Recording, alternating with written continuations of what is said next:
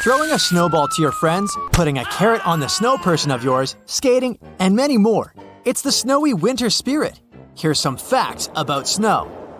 Surprisingly, snow can come in different colors. Let's start with yellow snow. If it starts snowing when flowering trees are already in bloom, pollen is in the air too. Besides giving you allergies, it lands on snow-covered surfaces. In this scenario, snow blends with pollen, which results in this suspiciously yellow shade. The snow clouds can carry sand particles too. Yellowish-tinged snow was seen in South Korea in March 2006. The snow got the sand from the deserts of northern China. Pollen is oftentimes harmless, but sand-caused yellow snow isn't that innocent. It's related to air pollution. When NASA's Aura satellite detected this phenomenon, weather officials warned the public about the potential risks of this golden snow. Sometimes the color of the snow looks closer to brown, not even yellow. Certain trees, like oaks, carry a lot of tannins in the bark. These are organic compounds that protect the tree from harmful bacteria and funguses. These tannins can fall to the ground near the tree. For that to happen, it first needs to rain, and then the rain should turn into snow. The moisture makes the tannins run down. Have you ever just laid on the fresh snow and opened your mouth to let those tiny flakes in? How safe is it to eat those flakes though? In most cases, it isn't. But here's a pro tip for snow eaters. The safest way to consume snow is by choosing a clean and white layer. Get some from the freshly fallen fluffiest part. And now, forget about it. You never know what random show in the street may contain. Blue-tinted snow is the next one on the list. A cloudy day will create darker shadows. Snow absorbs all color wavelengths. Well, almost all color wavelengths. It cannot completely absorb blue. The bottom line is that bluish snow forms due to the weather conditions. I mean, the snowflakes are actually translucent since they're made up of ice crystals.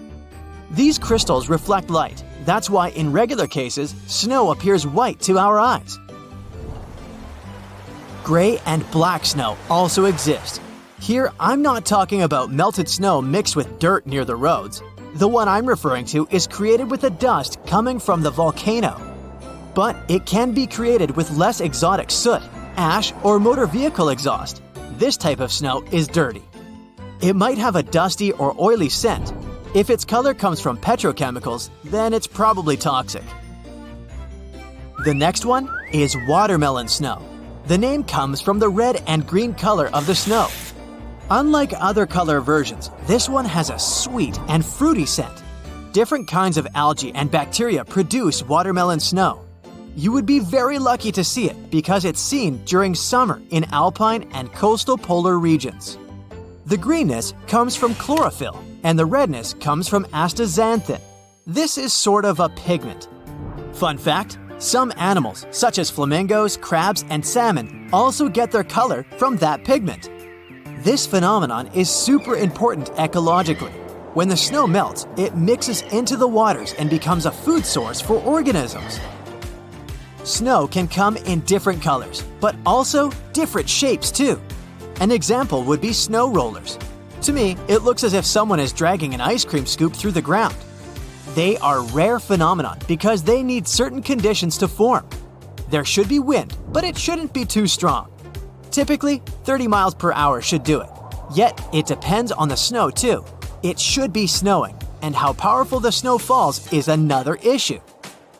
Snow rollers occur in open prairies or hills with no obstacles like boulders or trees. It's a combo of two separate layers of snow. The first layer is the pre-existing sheet that crashed on the ground. The second one is a fresh layer of fallen snow. Imagine snow running down from the top of an ice rink, which doesn't hold on to what's under. Then, the wind carries some snow that is sticky enough to hold on to the things on its way. As the roller moves, it continues growing. If it's windy and there's an opportunity for rolling down a hill. Now, I want to move on to other cool facts about snow. For instance, its silence. Do you know how freshly fallen snow absorbs sound? Especially if you live in a busy city, you realize it's the quieter ambiance. It literally absorbs sound waves. Think of it as a commercial sound-absorbing product. Things change when it melts and refreezes. Then, the ice reflects sound waves. As a result, sound travels further. Plus, it gets clearer. It's not just us enjoying the snow. Apparently, some monkey species love it as much as we do.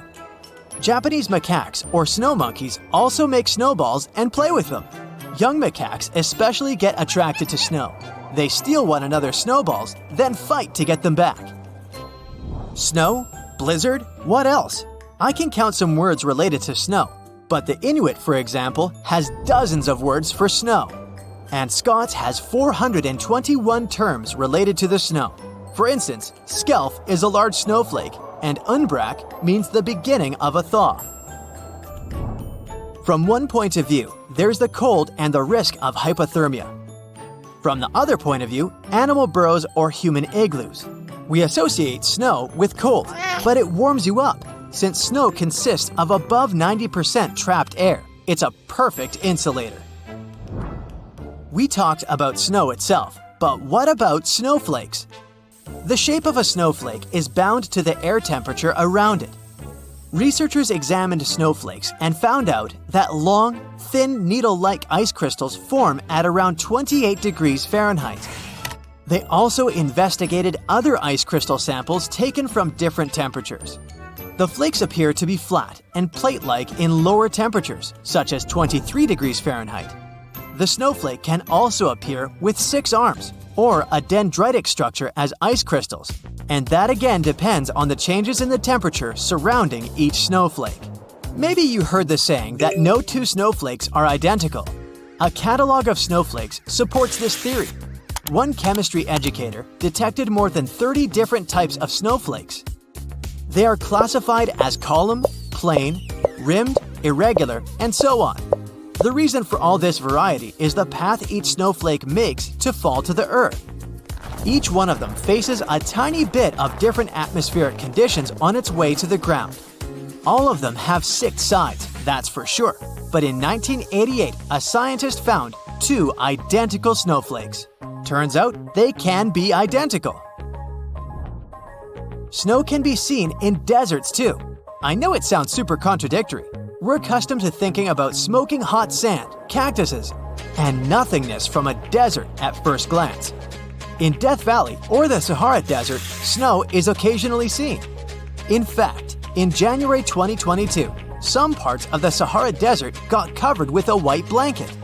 It's not unlikely to happen all the time, but it's not impossible at all. You see, on some nights, the temperatures in the desert get low.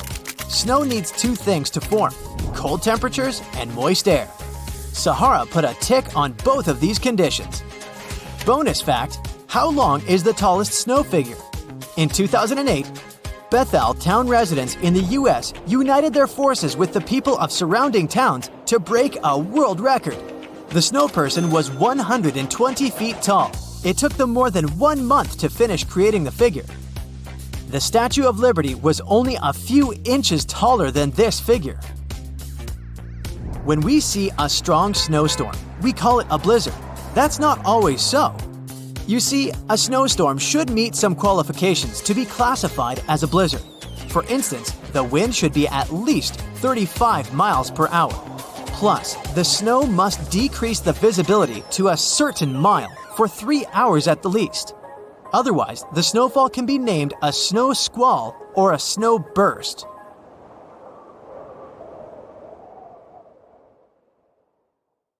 In the high altitudes of northern China, there is one mountain that remains frozen all year round. It's a naturally occurring spot of cold earth. A thick layer of permafrost lies underneath the mountain's top layer of soil, freezing everything above it. The climate-defying pocket of frozen land covers over 26 feet of a mountain slope in Pingshuyen County, a place famous for its scorching hot summers, reaching highs of 90 degrees Fahrenheit. This frozen spot of land manages to survive the blazing temperatures due to the coarse, blocky layer of soil covering the permafrost. This coarse soil prevents the hot climate from reaching and melting the permafrost, allowing the ground to stay frozen all year round. Argentina may be famous for its beautiful beaches and hot sun, but in southern Argentina, you can find Perito Moreno Glacier. This stunning blue glacier covers over 100 square miles and is constantly growing. When visiting this natural wonder, you might notice an archway of ice forming off the side of the glacier, reaching out to the nearby land. Suddenly, the archway ruptures and the ice collapses into the water below. This is completely natural. The glacier goes through a process of forming these arches until they collapse. It'll form another one in no time. On California's Glass Beach, there's no sand and only colorful gemstone-like pebbles called sea glass. Surprisingly, these beautiful pebbles are the result of garbage. For decades, the beach was used as a massive dumping ground for locals to abandon their glass, appliances, and even cars on the beachfront. The state eventually prohibited anyone from disposing of their garbage on the beach. Over the years, the waves broke down all the remaining junk and turned it into brightly colored pebbles that attract tourists from all over. The highest waterfall in the world, Angel Falls, can be found in southern Venezuela. The water there travels along one of the biggest tabletop mountains in Venezuela and plummets 2,500 feet down into the jungle below. That's 3 times taller than the Eiffel Tower. The water falls from so high that most of it evaporates into mist before even reaching the ground. Visitors can feel the mist settling on their skin from over half a mile away. In Scotland, hidden away from the main roads and tucked deep within the woodlands, is Fiddick Glen. This area looks like something out of an ancient fairy tale, with looming glass moss-covered rock formations and crimson red waters. The water's red color is due to the red sandstone lying beneath the shallow river. To get to this stunning natural beauty, you have to embark on a dangerous hike down steep, muddy hills, clambering onto trees to stop you from falling. But when you reach the bottom, it'll all have been worth it to watch the sunlight shine off the ruby waters and see the towering rocks of this enchanting world.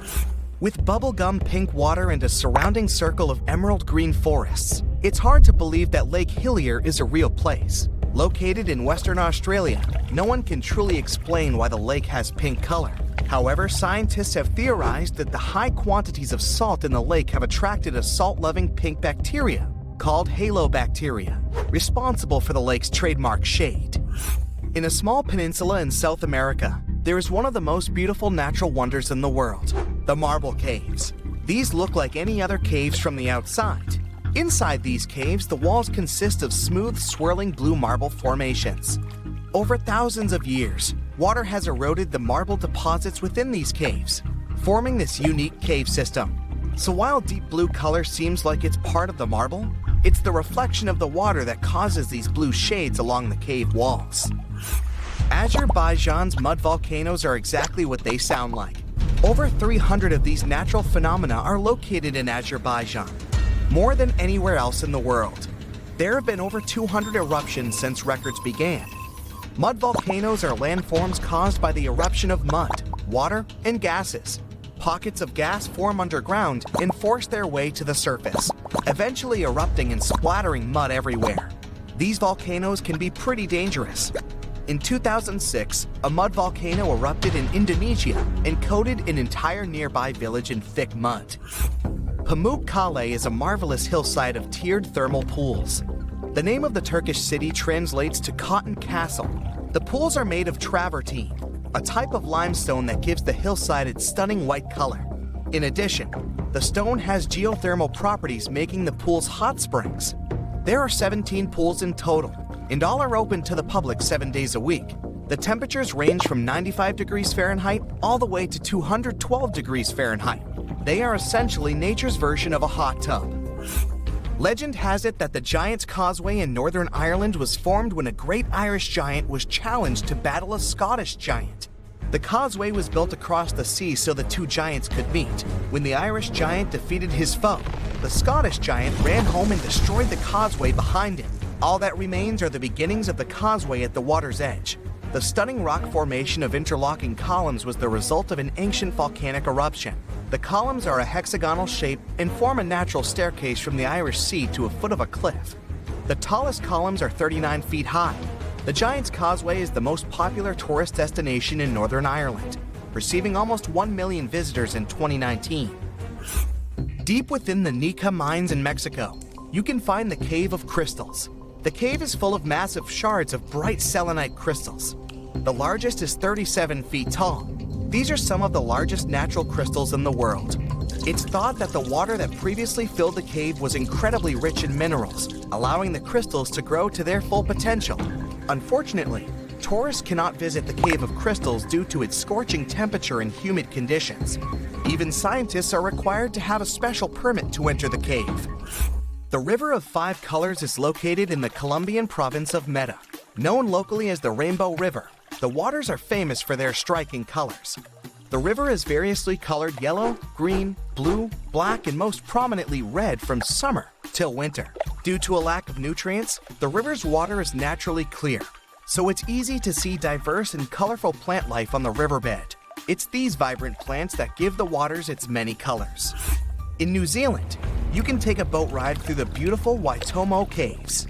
The walls of the caves glow luminescent, like bright stars against the night sky. But these glowing lights aren't stars, they're worms. Luminescent glowworms live in the walls of the cave, giving the cave its trademark glow. The particular species of glowworms cannot be found anywhere else in the world. For thousands of years, the fairy chimneys have stood tall in Cappadocia, Turkey. These unusual rock formations are tall, thin spires of rock that were initially formed by lava. The tallest chimney is 130 feet high. Humans have hollowed out the insides of these rocks for hundreds of years to create homes for themselves. Today you can visit one of the many hotels that currently exist inside the fairy chimneys. Wave Rock is a popular spot for a photo shoot in Western Australia. The giant rock is 46 feet tall and shaped like a breaking ocean wave. Millions of years of strong winds and hard rainfall eroded the rock into the wave-like shape it has today. The rock has a stunning mix of red and gray colors caused by minerals washed down the rock. The site of the Wave Rock has become a famous camping ground due to its proximity to beautiful lakes and a variety of wildlife. The Zanyi National Geopark in China has previously been voted one of the most beautiful landscapes in the world. The park is famous for its colorful rock formations, popularly known as the Rainbow Mountains. Layers of minerals and different colored sandstone were slowly pushed together across 24 million years to create the stunning landscape. Now, who would have guessed that the most important accessory in your car might be a nail file? In case you need to get your nails done right away? Nah, to refresh your wipers.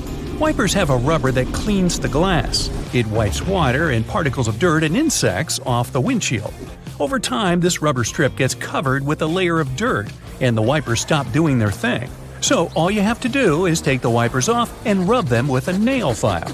This will remove the layer of dirt, and your wipers will last for a few more months. This is especially important during the cold season, when you need to constantly clean your car of snow. This trick will not only help you see through your windshield better and make driving safer, but it will also save you a lot of money on new wipers. Hey, you parked badly and hit your car on a pole. Well, a small dimple can be fixed with an ice cube. Just lean a piece of dry ice on the impact site and voila! The bumper looks like new. But this method is only suitable for metal parts. It's about thermal expansion. When metal gets hot, it expands, and when it cools, it tries to shrink. So, when you put ice on the dimple, there's tension inside the metal that causes it to return to its previous shape. You can also use a regular suction cup like the ones they use to transport glass. Just stick it to the dent and then pull. A regular plunger that you use to clean a clogged sink will also work for this. Now, let's try to hide the scratches at the impact site. Try picking up a regular nail polish the same color as your car. Usually, scratches on the bodywork are not deep, and they only damage the top layer of clear coat and don't even penetrate to the layer of paint itself. A fresh batch of nail polish will fill the scratch, and your car will look like new. And if you've damaged your car windshield somehow and you see little cracks forming there, use transparent nail polish. Again, the nail polish fills in the micro hollows in the crack and keeps it from getting even bigger. Now, a couple of tricks to keep your car clean at all times. Boy, I could use that. Let's start with the headlights. If you can't get the headlights clean from insects after a long drive, use a regular shaver. It can scrape off unwanted dirt that is stuck to the headlights. You can do the same with the windshield, just don't press too hard or you might scratch the glass. And to keep your headlights clean no matter what, you need to take a regular candle and white spirit and common solvent. Grade the candle and pour it into a glass. Add the solvent to the glass and heat the glass with a hairdryer. Now apply this to your headlights or even your windshield. This will create a protective wax layer that will repel dirt and water droplets. You can also apply wax to your side mirrors and they won't get covered in water when it rains. If your headlights still do get dirty, squeeze some toothpaste on a dry rag and polish your headlights. Toothpaste does a much better job than conventional cleaners. Plus, they don't get cavities. To protect your car's bodywork from dirt and rain, use hair conditioner. Mix 1 portion of the hair conditioner and 2 portions of water. Apply this mixture to the car with a microfiber cloth. It's important to do it to the car when it's as clean as possible. It's perfect timing to do this after you wash it. Then wait 5 minutes and dry the car. This protection will now repel any drops of dirt and rain. Now to the interior. You may have noticed that the windshield and rear window often fog up. This is because the water that is contained in the warm interior air comes into contact with the cold windows of the car. Water condenses, turns into droplets, and stays on the window. Now take your regular shaving foam and put it on the windshield from the inside. A portion the size of your fist is enough for the entire windshield. Wait a few minutes and wipe the windshield with a dry cloth. The chemicals in the shaving foam will repel water droplets from your windshield so it won't fog up. You can also fight moisture in the interior of the car in the first place. To do this, take an ordinary sock and fill it with kitty litter if your cat doesn't mind. Tie the sock up and just put it in the car. Kitty litter will absorb moisture from the air in the car and your windows will stay dry. And this sock can come in handy in a tough situation. So you're stuck in a field in snowy weather. The wheels are spinning in the snow and your car is standing still. Well, just sprinkle some kitty litter out of the sock right in front of your car's driving wheels. The traction of the wheels will get better and you'll be able to get out of the snow trap. But what if your battery is low in a deserted place? There's no one to help you start the car. Well, get a jack and lift the drive wheels of your car. Make sure you're doing it safely. Now, get a tow rope. You should always have one in your car. Wrap the rope around the wheel so that when you pull it, the wheel simulates movement forward. Put the car in first gear, turn the ignition key. Now start to quickly unwind the rope so that the wheel starts to turn. Voila! The car is started. It's like starting a car by pushing it. It's important to remember that this trick only works with cars with a manual gearbox. If you don't want to spill oil when you pour it into the engine, just put a screwdriver in the hole and pour oil over it. The more advanced option is to use the oil can as a watering can. The thing is, the threads on it fit perfectly with the threads on the engine hole. So take an empty oil can and cut off the bottom. Now screw the canister into the hole and pour oil without fear of spilling it on the engine. If a door handle or lock gets frozen in the winter, use regular hand sanitizer. It'll melt the ice almost instantly. You can also soak a key in hand sanitizer and put it in the lock. You should be able to open it in a few seconds. If you don't have antiseptic, take out an ordinary straw, lean it against the lock, and blow warm air through it. A few minutes of breathing and the lock can be opened. You're charging your phone in the car, but you're tired of long wires that keep getting tangled. No need to cut them. Take your charging wire and wind it around a pencil. Now blow hot air on it with a hairdryer. Just don't overheat the wire. How about that? It now looks like a flexible spring, and its length is much shorter. If you like lemonade or Coke, but don't have a can opener in your car, not a problem. Just use the tip of your seatbelt. Pop! And you can enjoy your favorite drink. If you live in the sunny states, you've often found that the steering wheel of your car sometimes gets so hot you can almost burn your hands. The easiest solution is to turn the steering wheel in the parking lot so that its bottom is up. Once back in the car, you can hold the steering wheel by the cooler top side. Also, if the car gets too hot in the parking lot, just roll down the driver's window, get out of the car. Now open and close the rear passenger door several times. This will speed up the process of airing the interior, and you won't have to drive in an oven on wheels. When you get out of the car, you may sometimes get an electric shock. This is because of static electricity. You rub your clothes on the seat and then you touch the metal door when you try to close it. At this point, there's an electric shock between your hand and the door. To avoid this, open the door first by touching the body of the car with your hand. You can touch the passenger door from the outside.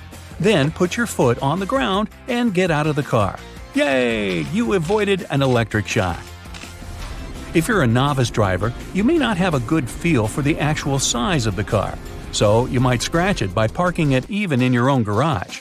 Just hang a tennis ball from the ceiling so that it touches the windshield or rear window exactly when you need to hit the brakes. Perfect parking and no scratches. If you share the car with someone, you have to constantly move the driver's seat. To simplify this process, you can put little strips of colored tape on the panel under the seat and the driver's door where the seat is in a comfortable position. Now, when adjusting the seat, you just need to put these strips against each other. You can use different colors of tape for each driver. Or the other driver can get their own darn car. An expensive solution indeed. Yes, it is. It's a snowy winter night. You're inside your cozy house and watching a historical movie that takes place during the Middle Ages. As you take another sip of your hot chocolate, you can't help but wonder how the people survived the winter back then. At that exact moment, your TV screen suddenly turns into a portal and pulls you inside. Whoa! You open your eyes to find yourself within the world of the movie you were just watching. A man approaches you and says, "Welcome to my medieval village. I am Bartholomew, and I called you here to give you an answer to your question. First of all, let me tell you that conditions became extremely harsh when the cold arrives, and not just for the northern countries. Mainland Europe takes its share of the brutal weather too. So winter is kind of a slowing down time for all of us. You see, we usually associate winter with old age and poverty because of all the changes that occur in nature during this time. For example, we can't really grow any crops when snow covers all our land. And by the early 14th century, things started to get even worse because we started seeing the first signs of what you may know as the Little Ice Age. Cold temperatures peaked. Weather anomalies and extreme events such as sudden floods or hailstorms started to occur, which added to our agony. Take the winter of 1359, for instance. Across central Italy, the snow rose to extraordinary heights. People had to throw the snow into the streets to lighten up their roofs. And because of that, some towns were completely blocked. Their inhabitants were trapped in their homes for several days. Another example of this is the winter of 1389. The snowfall was so great in the Luzerne region of France that many people's farmsteads and houses were destroyed. Bartholomew notices that you start shivering. Ah, you were not prepared for this journey back to medieval winters, I see. Let's walk to my home and find you some warmer clothes.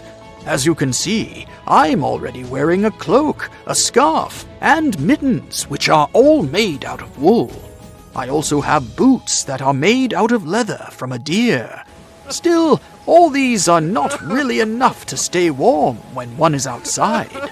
That's why we usually layer other clothes underneath them all to keep the warmth trapped. By the way, the wool can get heavy and itchy sometimes. So beneath our woolen outer clothing, we wear linen undergarments too.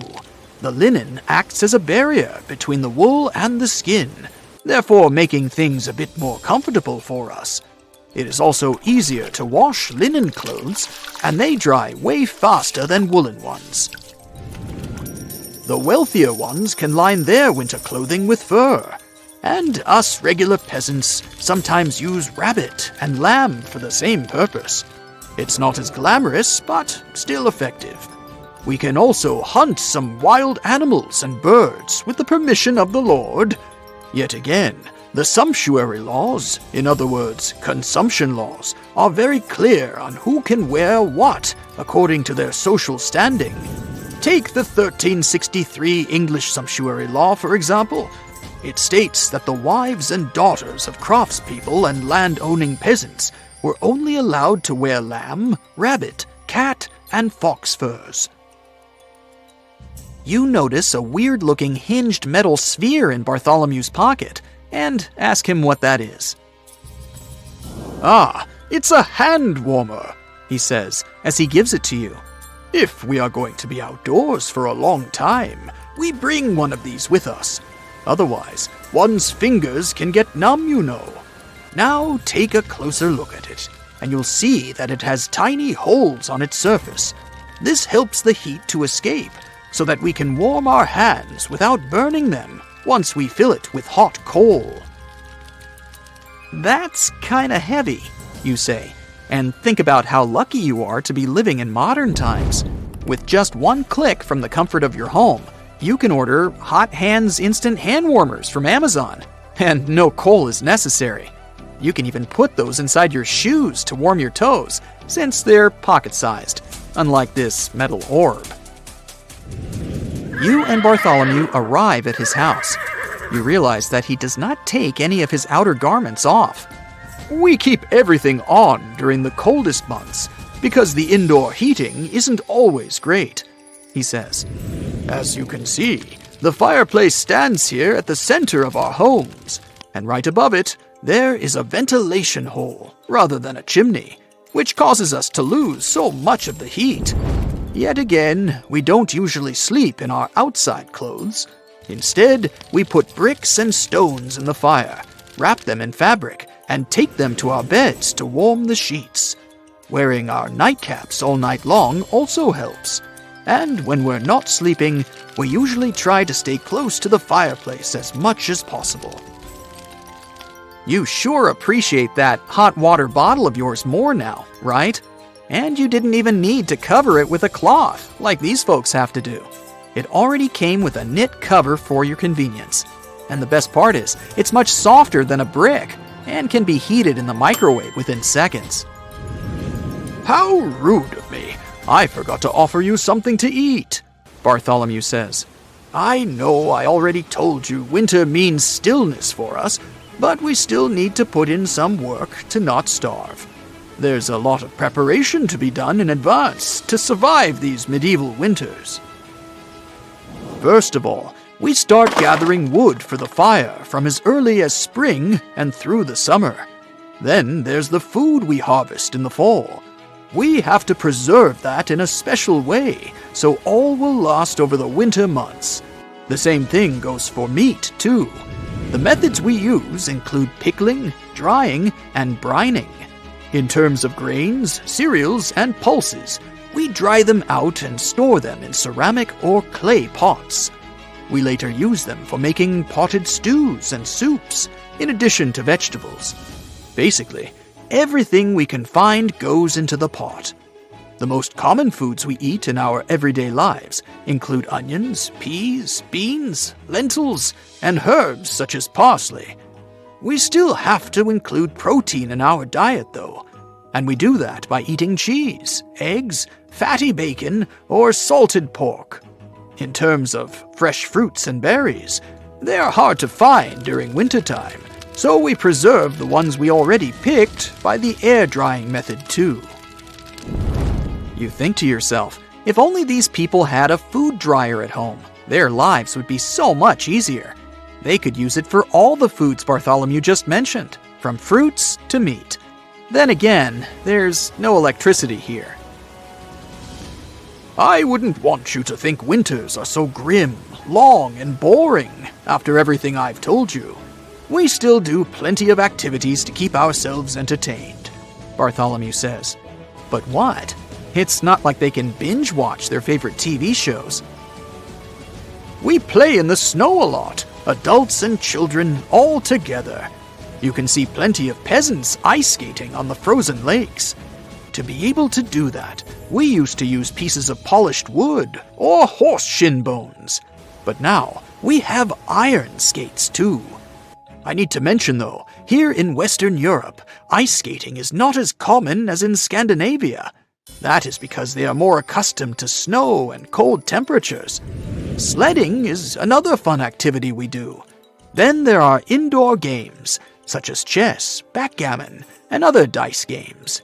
Wool spinning and telling stories are also common ways to spend some nice time with our family. Not surprisingly, nobles have more opportunities in the entertainment area too. For example, boar hunting is very common amongst the elite. At that moment, a portal appears at the door. Bartholomew says, "Guess it's time for you to head back, traveler. Fare thee well." When it's too cold outside, airplanes often get delayed, or in extreme cases, even cancelled altogether. First of all, if it snows heavily, such conditions drastically decrease visibility, making it unsafe to taxi and take off. During a blizzard, flight control may command the aircraft to stay on the ground and wait until the snowstorm subsides. Ice on the runway is another reason. An airplane's landing gear are nothing like a car's wheels, and they can't be equipped with studs to avoid skidding. But even if they were, a plane needs to develop speeds on the ground that are much higher than on an average road to take off successfully. If the runway is slippery with ice, the airplane can slide off it easily. Things like this actually happened in the past.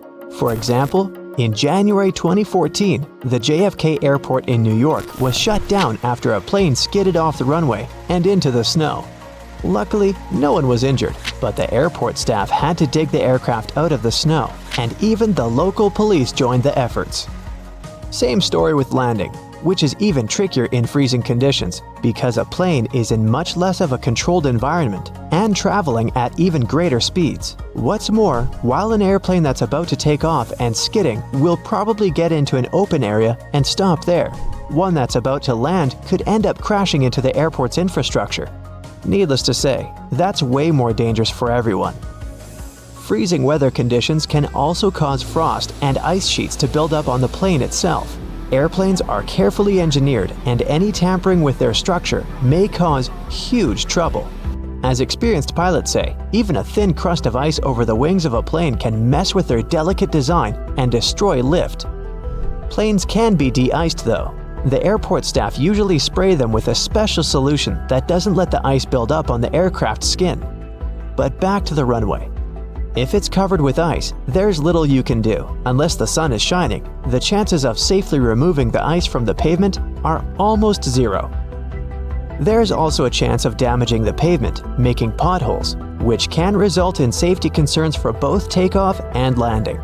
Imagine driving over a pothole in a car at full speed. Pretty unpleasant. And now multiply it by about 1,000, because a plane is much heavier than a car, and don't forget that the landing gear is not exactly there for driving. Jet fuel and the equipment that pumps it can freeze too if the temperature is too low. The fuel freezes at -40 degrees Fahrenheit, but that can only happen on the ground before takeoff. At a cruising altitude, temperatures may drop as low as -70 degrees Fahrenheit, but since the liquid is inside the plane and burning down steadily, it's much warmer there. On the ground though, nothing stops the fuel from turning into ice. If that happens, no flights are available, obviously. Same goes for the pumping equipment. Even if the fuel is still liquid, the pump may cover with ice and just stop delivering the fuel into the plane's tanks. In the worst case scenario, it might even break down, leading to expensive repairs and prolonged delays in flights. Finally, ground crews have to do a lot of work before takeoff or landing, and they're all human after all, so they can't bear the freezing cold for too long. This issue is often resolved by tag teaming. One group of workers goes out in the field to do the job, while the other is waiting for them in a shelter.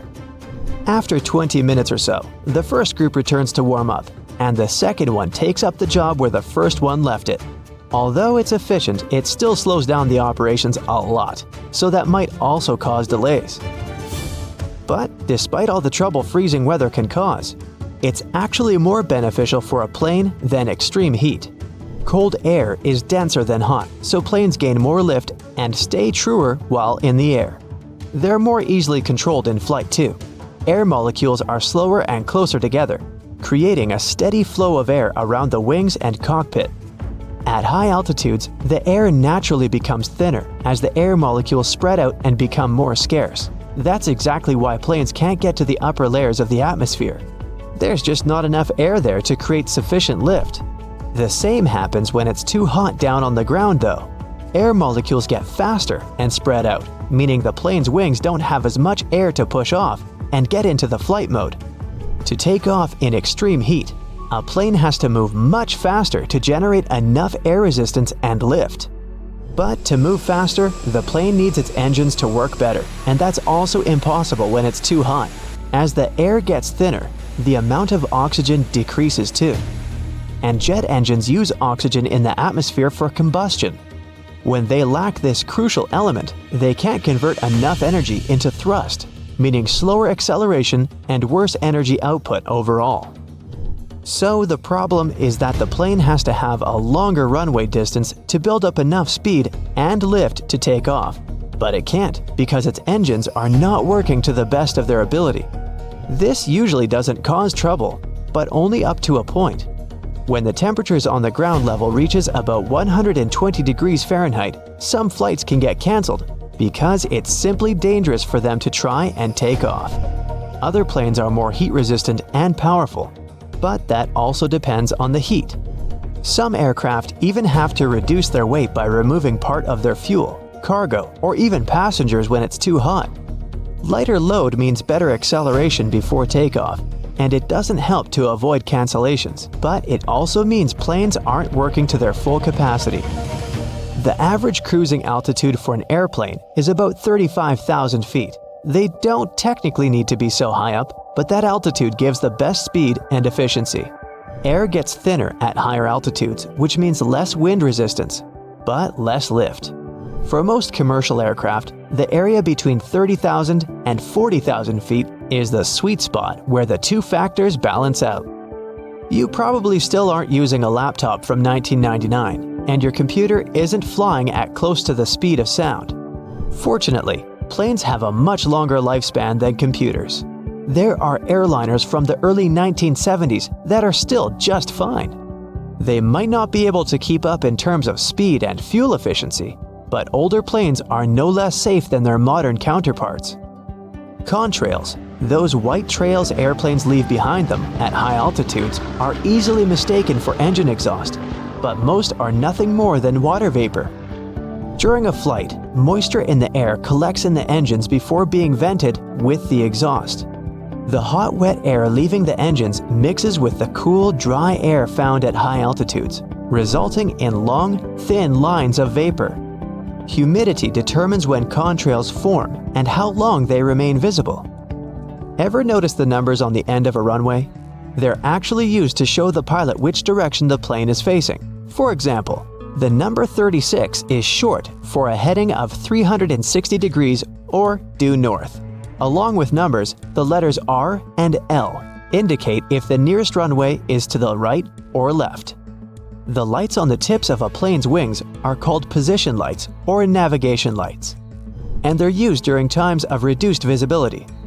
They help planes to see each other in the dark and can also tell pilots what direction an aircraft is traveling. The red light marks the tip of the left wing, while the green light is on the right. The third light is white and found on or near the tail. It might seem odd that the flight crew cares whether your window shades are up or down. The main reason is so that the passenger's eyes can adjust to the outside light. Mostly, it's just a matter of getting people on and off quickly. But in an emergency, the last thing they want is people stopping to blink before they evacuate the plane. If you make a snowball and try to set it on fire using your lighter, the thing won't melt. The snow will first turn black. Then it'll start to vanish, but you'll get no water. There's nothing supernatural about this phenomenon. The snow is melting, but you don't see it because of the structure of the snowflakes. They kind of wick away the melted water, and it gets absorbed by the remaining relatively loosely packed snowball. As for the black char marks, they're simply traces of soot left by the lighter fluid.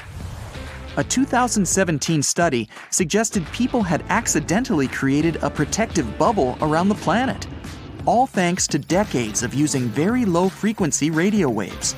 They've formed an artificial cocoon that shields Earth from radiation and solar flares. Helium can make your voice go squeaky and helps your balloons float in the air. Can the stuff get even better? Yep. Try cooling it to the extreme temperature of negative 460 degrees Fahrenheit. That's just above absolute zero. That's when you'll see this gas turn into a superfluid, which means it can move without friction. In this state, it can do some pretty bizarre things. It can leak through seemingly solid materials. It can stay motionless while the container it's in is being spun. And it can even climb the walls of the said container. Water can freeze and boil at the same time. This is called the triple point. That's when a substance can be solid, liquid, and gaseous at the same time. But there's only one pressure and temperature that can make it possible. Scientists have discovered a new state of matter. It's known as time crystals. Created in a lab, they are a concept that's insanely hard to grasp. These structures repeat regularly in time rather than in space. And in 2020, scientists even claimed they witnessed 2 time crystals interacting.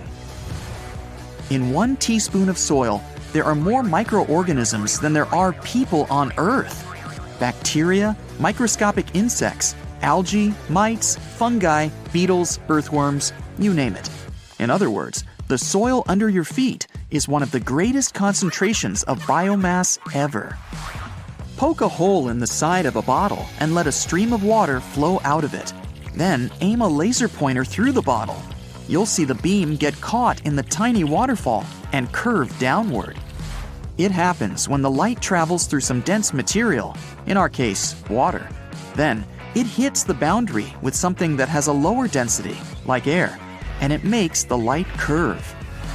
Our moon used to have an atmosphere. Several volcanic eruptions happened on Earth's natural satellite around 4 billion years ago. They released immense volumes of gas, trillions of tons.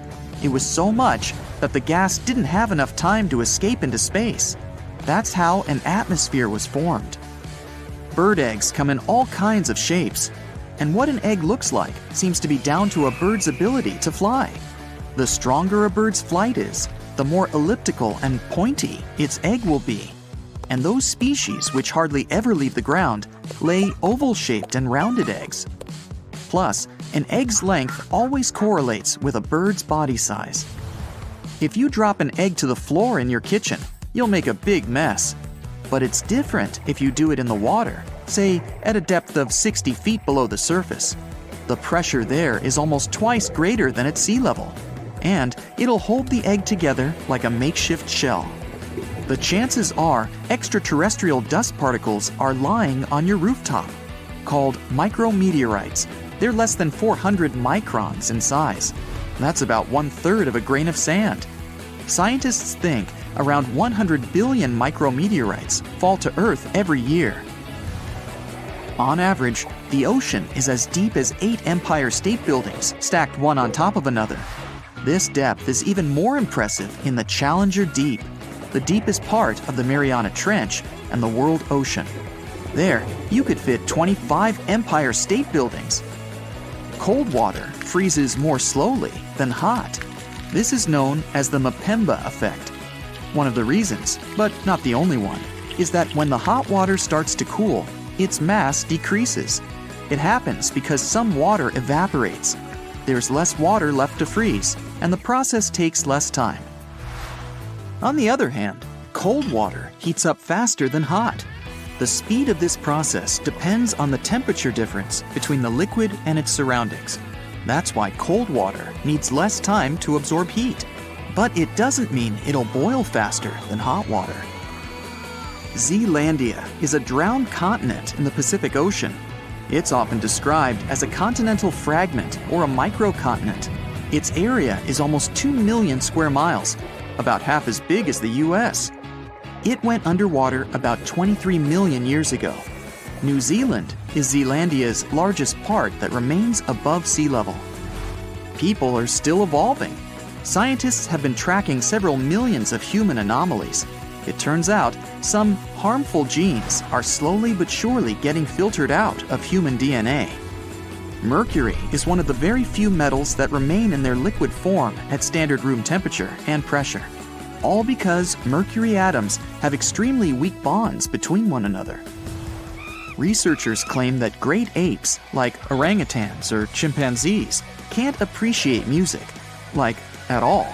Studies show they can't tell the difference even between the most opposite genres.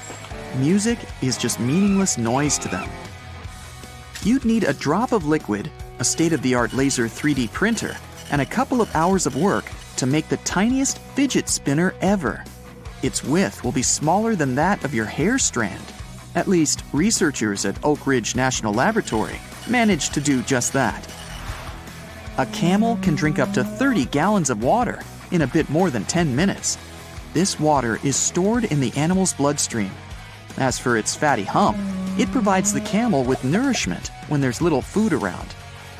Some sea animals, like salmon or turtles, use our planet's magnetic field to find their way home. In its gaseous form, oxygen is colorless and doesn't have any odor. But when it's liquid or solid, this substance looks pale blue. After being caught by a black hole, a star gets ripped apart by its enormous gravitational forces. Some parts of the star's remains hurtle into the black hole. The rest, in the form of a huge jet of plasma, is ejected with such force that it travels hundreds of light years away. Your lungs not only help you breathe, but they also produce blood cells. These cells are responsible for the clotting, which stops bleeding. The lungs make more than 10 million of these tiny cells per hour. Not so long ago, scientists decided the dino's family tree had to be redrawn for the first time in 130 years. Apparently, two species of dinosaurs had to be grouped together from the very beginning. Those were the lizard-hipped meat-eaters, like T-Rex, and bird-hipped vegetarians, such as the Stegosaurus. Only two letters never appear on the periodic table. Those are J and Q. Spin a ball when you drop it, and it'll fly through the air while falling. This phenomenon is known as the Magnus effect. You can see it at work in different sports, for example, tennis or baseball. Sound travels almost 4 times faster underwater than it does in the air. That's why divers often have problems with figuring out the direction of sound.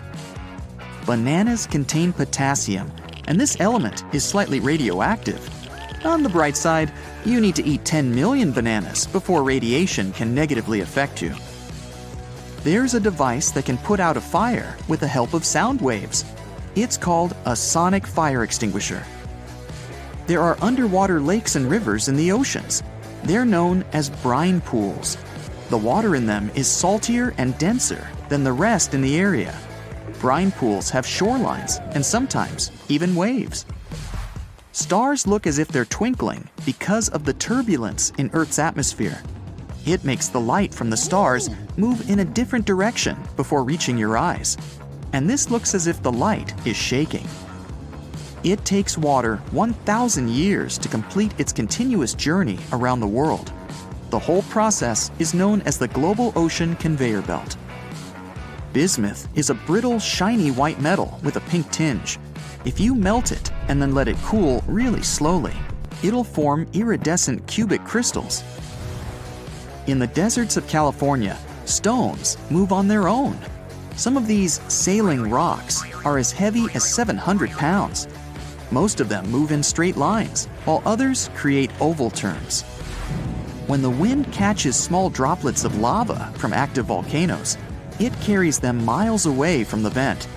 The droplets get stretched into super thin glass wires called hair lava. Some strands can be as long as 6 feet. The desert rose appears in arid places that occasionally get flooded. The environment keeps switching from dry to wet and back. It allows gypsum crystals to trap sand grains and form flat petals. It was January 7th in 1610 when Italian astronomer Galileo Galilei made an astonishing discovery using his homemade telescope. 4 moons orbiting the planet Jupiter. By the way, these days you can make your own version of his telescope using cardboard tubes, lenses, and some superglue. The main point of this DIY telescope is to place 2 lenses at the correct distance from each other. You'll need 2 lenses. One lens should be concave, the other one convex.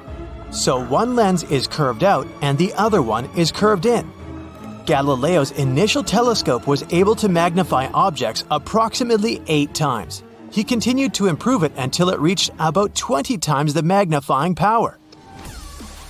But let's get back to the main story, shall we? When he first looked at those 4 moons of Jupiter, he believed he was simply looking at a bunch of stars.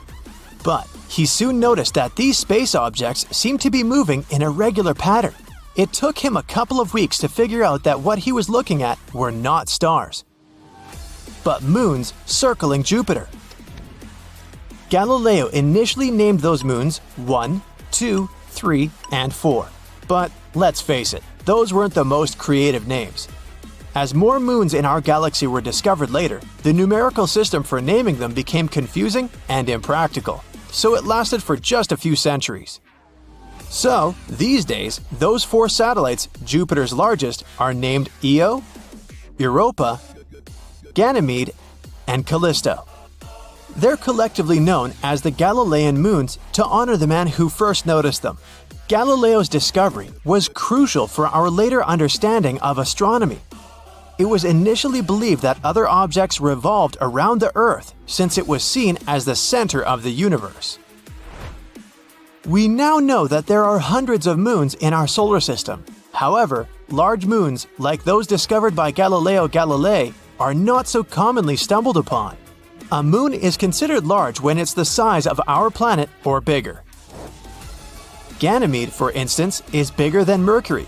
We basically call Ganymede a moon just because it orbits Jupiter. Otherwise, it has all the other characteristics of a planet. It's no surprise that Jupiter has the biggest moons in the area.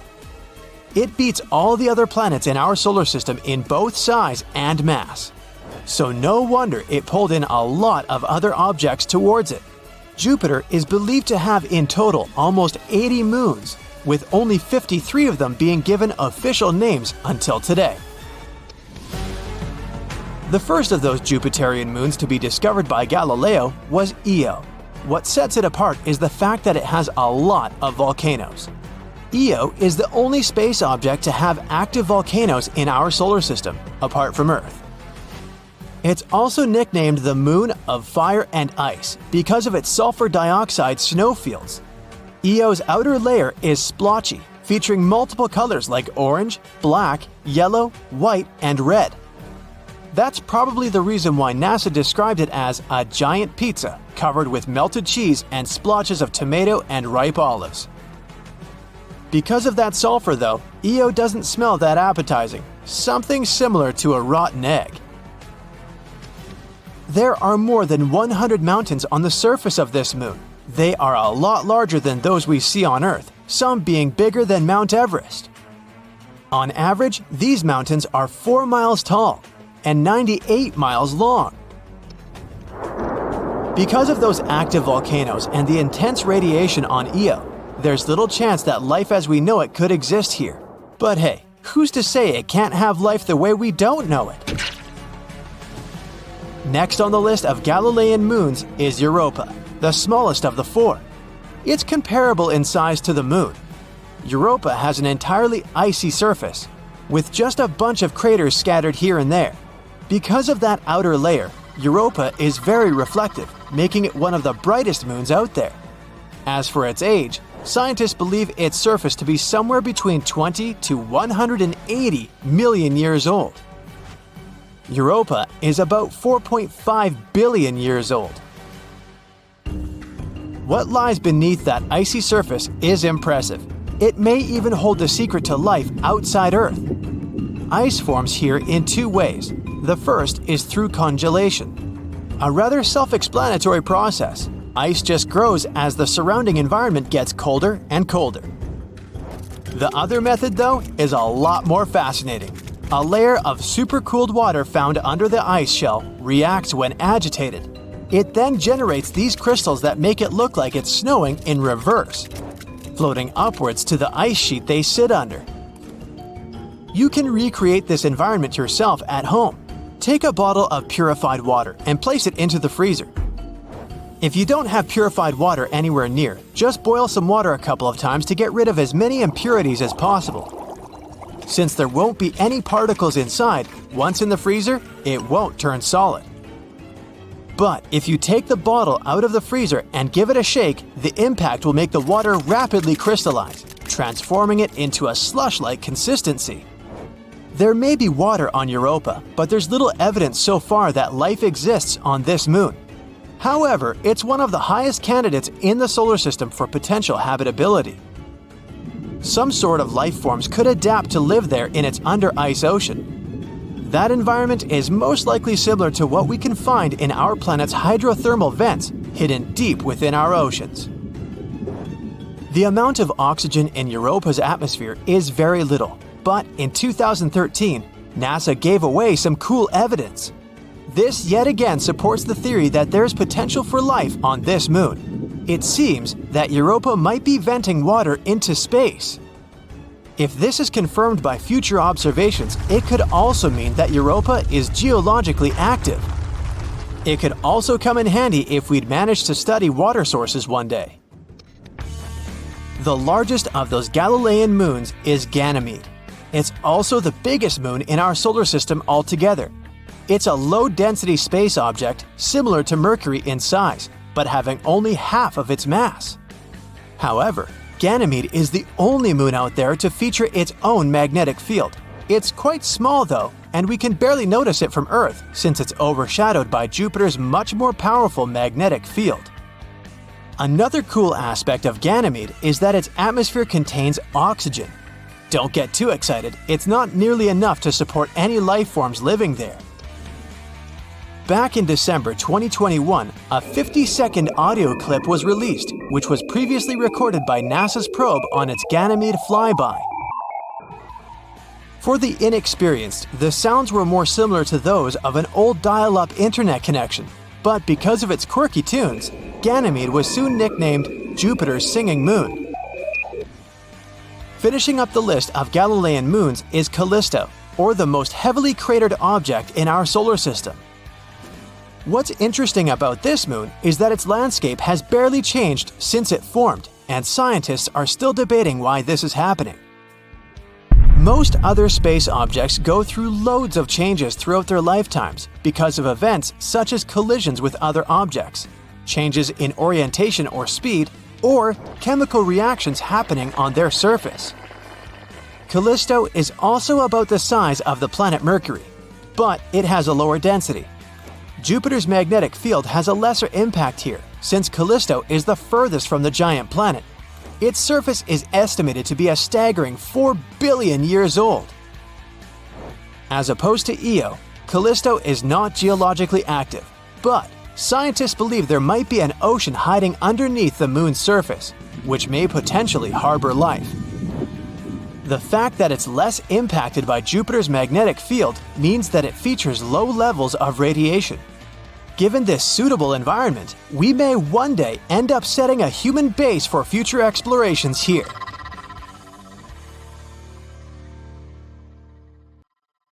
Harsh winds made this icy land unrecognizable.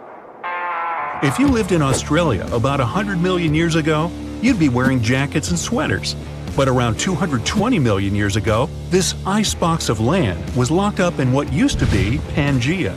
This supercontinent had Australia and Antarctica fused, including even South America and Africa. Scientists found out Australia was going solo at the same speed as your fingernails grow when it decided to cut ties with Antarctica.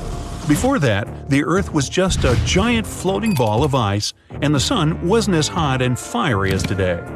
You're walking along an icy path in the early Cretaceous period.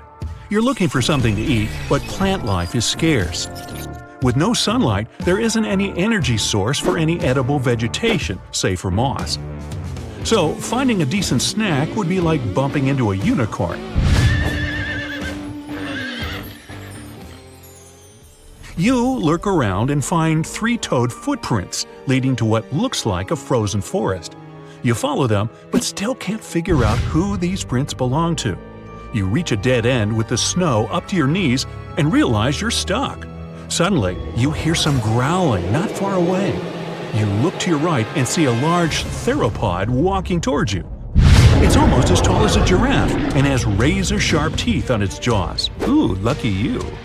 This dino is a carnivore and probably the CEO of the prehistoric meat-eating world. Scientists have discovered at least 15 other dinosaur species, including a 22-foot-long polar carnivore and a smaller predator that could easily run away from its larger mates. You try to swim through the thick snow as the beast with those large teeth is making its way to you. Good thing some trees don't let it move quickly enough. You manage to find a good rhythm, lift each leg above your waist, and make it out in time. As it gets closer to you, you make it through the snow and duck between some bare trees. You were lucky this time, but it'll be back for you. Fossils of plants and leaves show that back in those days, Antarctica wasn't as chilly as it is today, and the same goes for its northern counterpart, Alaska. Still, living between 70 to 100 million years ago wasn't that comfortable. The T-Rex was the undisputed king of the dinosaurs. Scientists found bones and fossils from dry places like Montana and Texas, but they were shocked when they found T-Rex fossils in Alaska. There were also fossils of horned, long-necked, and feathery dinosaurs in the Arctic region. Even though the T-Rex was an apex predator, it wasn't as fast as you would expect, but its size was enough to make you run for your life. One of the T-Rex's favored meals was a duck-billed dino as big as an elephant called the Edmontosaurus, which dwelled in frosty areas. These creatures were probably slow migrators and wouldn't have been able to find any shelter to live through the harsh conditions. Their jaws show they were plant eaters and had to find some greens to munch on wherever they went. They were constantly on the move since they strolled rather than ran. Scientists claim they would walk at an incredibly slow speed of around 1 mile per hour. Even a tortoise could outrun them. If you were a dinosaur during those days, then you'd face one of the most challenging decisions of your life. Live with mom and dad or get your own place. No, actually, the choice was to stay for the winter or flee. The dinos that remained in the frosty lands made nests and stayed for the whole year. Some scientists debate whether these polar dinosaurs were warm-blooded or cold-blooded.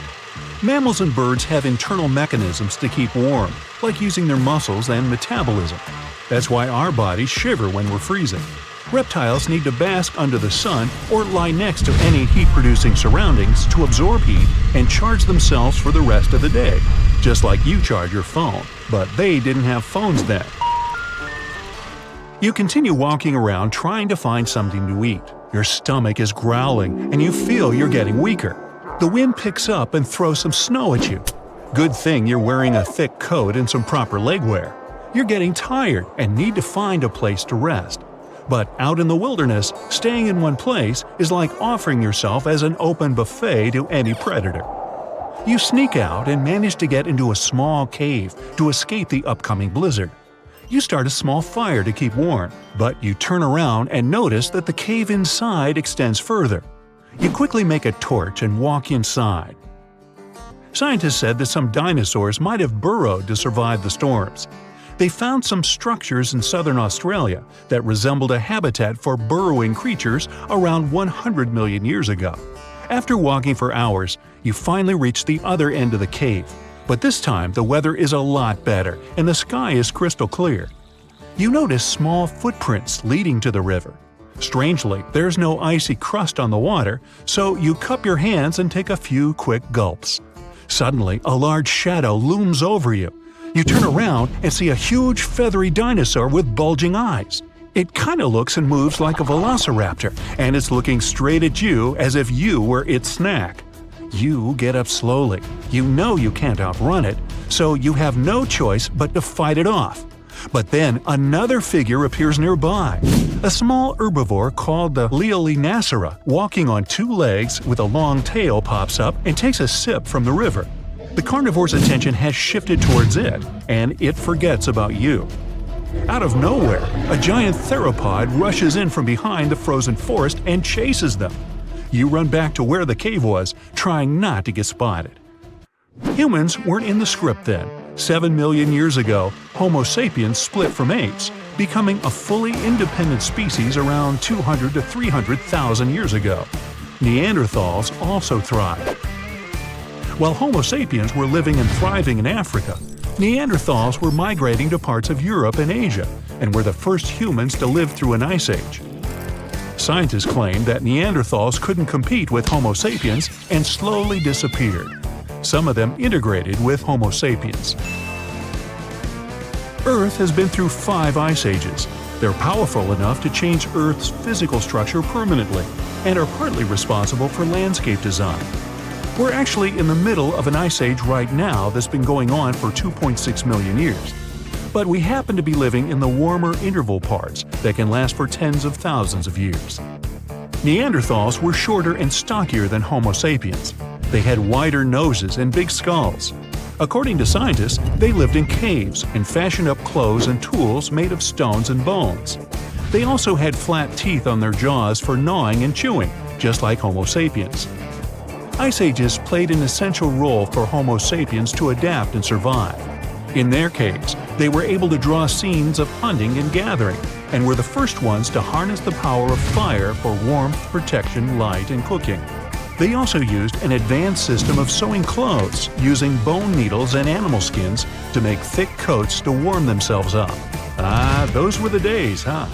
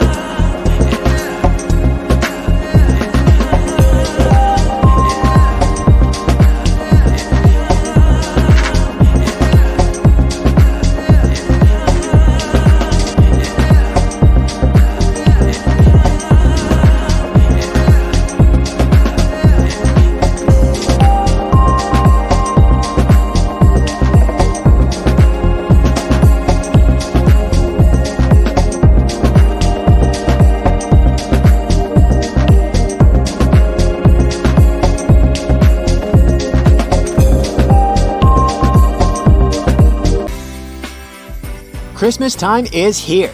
You finally found a nice tree, brought it into your home, and now you're ready to decorate.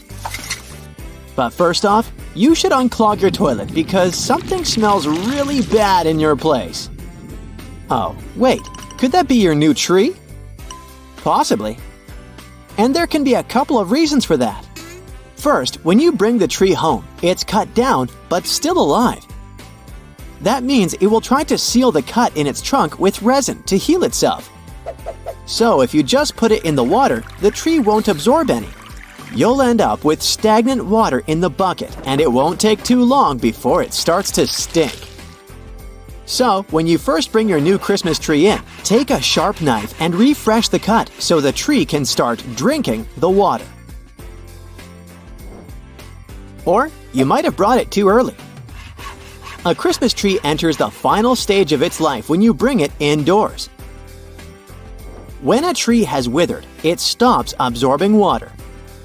So, to keep it fresh for a longer time, it would be better to store it somewhere in a cold place, like a garage, or maybe even your garden for a while before you bring it inside. This way, your tree will get about 2 extra weeks before it starts to dry out. You can do your best, but there's always an option that you have picked the tree that wasn't fresh from the beginning. Not every vendor sells Christmas trees that are recently cut. Sometimes, they leave them in a warehouse for a few weeks before taking them out on sale. Here's a tip to notice the difference. When choosing your tree, run your hand through a branch. If you see needles come off, keep looking for a fresher one. But if you did buy a tree that's not that fresh, you can still perk it up. Put some fresh water in the stand and add an aspirin in there. Or you can try to mix some sugar, aspirin, and a little bit of lemon juice to get a couple of extra days of a good-looking tree that smells well. Sometimes, trees smell bad not naturally. It's done on purpose. Lincoln, Nebraska had a problem with people who kept stealing Christmas trees. To stop them, they had to add a liquid called fox urine. You can get that in a store that sells trapping supplies. They sprayed this liquid on their trees and left signs that claimed that the smell was really bad, especially if you brought the trees indoors. And to make the stench even stronger, they added a pinch of skunk smell. That combination was awful enough to keep the thieves away. On the campus of the University of Minnesota, people would either take whole Christmas trees or they would cut off the tops of those big evergreen ones. To stop this, the team in charge of taking care of the land of the university started spraying the trees with a strong, bad-smelling liquid that skunks use as a defense mechanism. And it worked. Ever since 2012, no trees have disappeared from the campus. In Port Republic in New Jersey, people also had to use a stinky mixture to protect their Christmas trees from being stolen. This time, if you brought the tree inside a warm house, you'd sense something similar to the smell of rotten eggs. One homeowner from Lancaster County, Nebraska, didn't feel like applying the smell. So he just left a few warning signs that his tree was sprayed with something disgusting.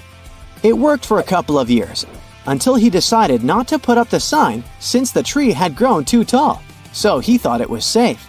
But that was the year when thieves took it. Minnesota also had a problem with people stealing Christmas trees. Their Department of Natural Resources watched a property in a forested area for 2 nights because they had wanted to catch a young couple who kept stealing spruce trees from the land that was in the ownership of the state. That couple was kinda like a modern version of Bonnie and Clyde. They had illegally cut down almost 2,000 trees.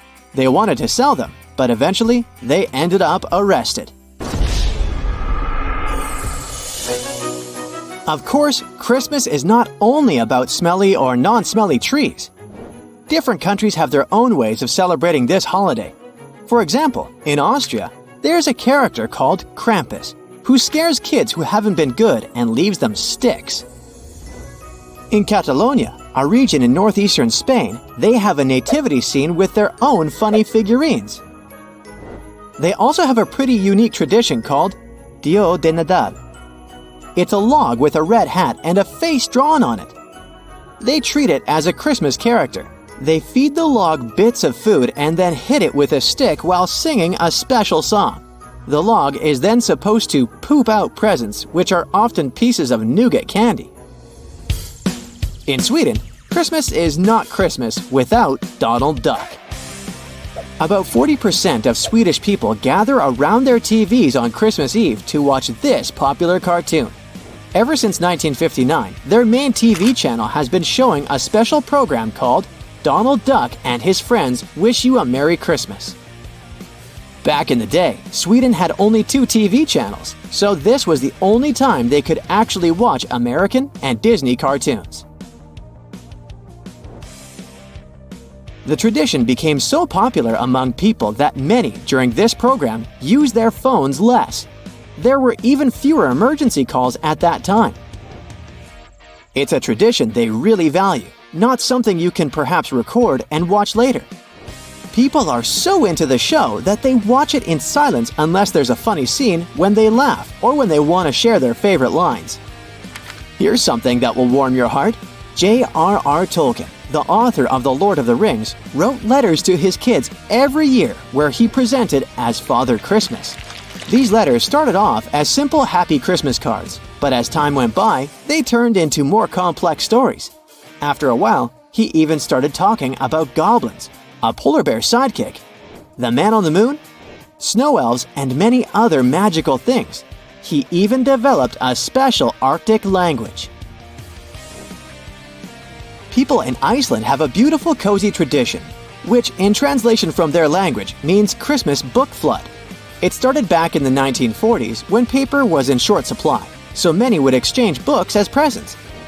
This tradition has remained, which is why Icelanders, even today, love giving and receiving books for this time of year.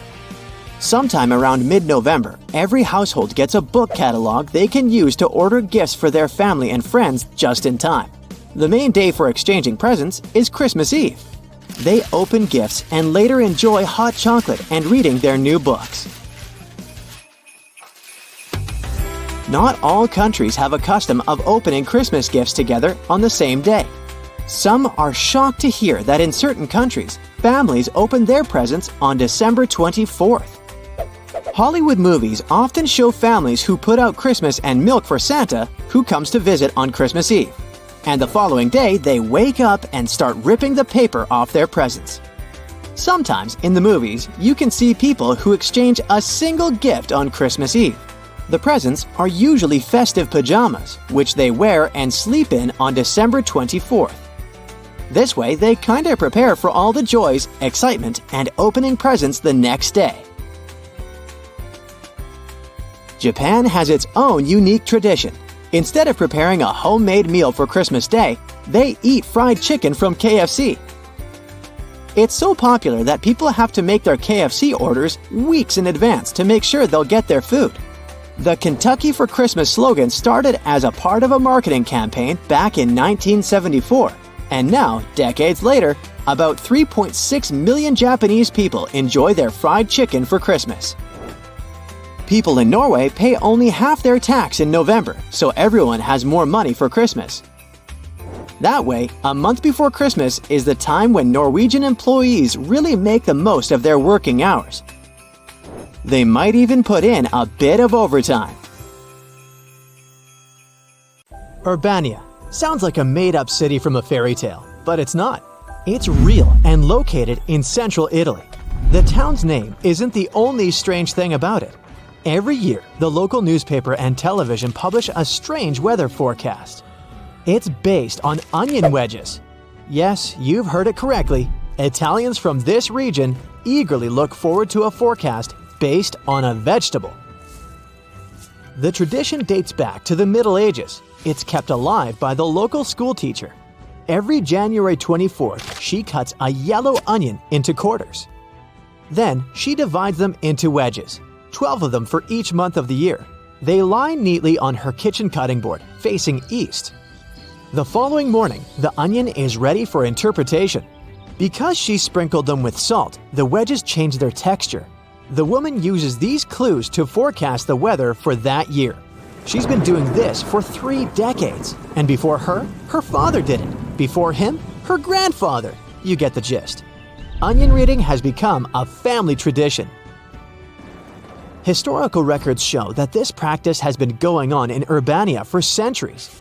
Back in the day, farmers used this method of forecasting the weather to help agriculture. It was important to know exactly when to plant seeds and when to harvest crops. The method must have been accurate because up until the beginning of the 20th century, locals still trusted onions more than the official weather forecast. This isn't surprising. The first weather forecast based on scientific data was published in a British newspaper in 1861. Before this time, people did all sorts of things to predict the weather. The methods they used might seem pretty funny to us today. Take the woolly bear caterpillar as an example. This species lives in the United States and southern Canada. The legend goes that you can determine how harsh the next winter will be just by looking at the animal's color pattern.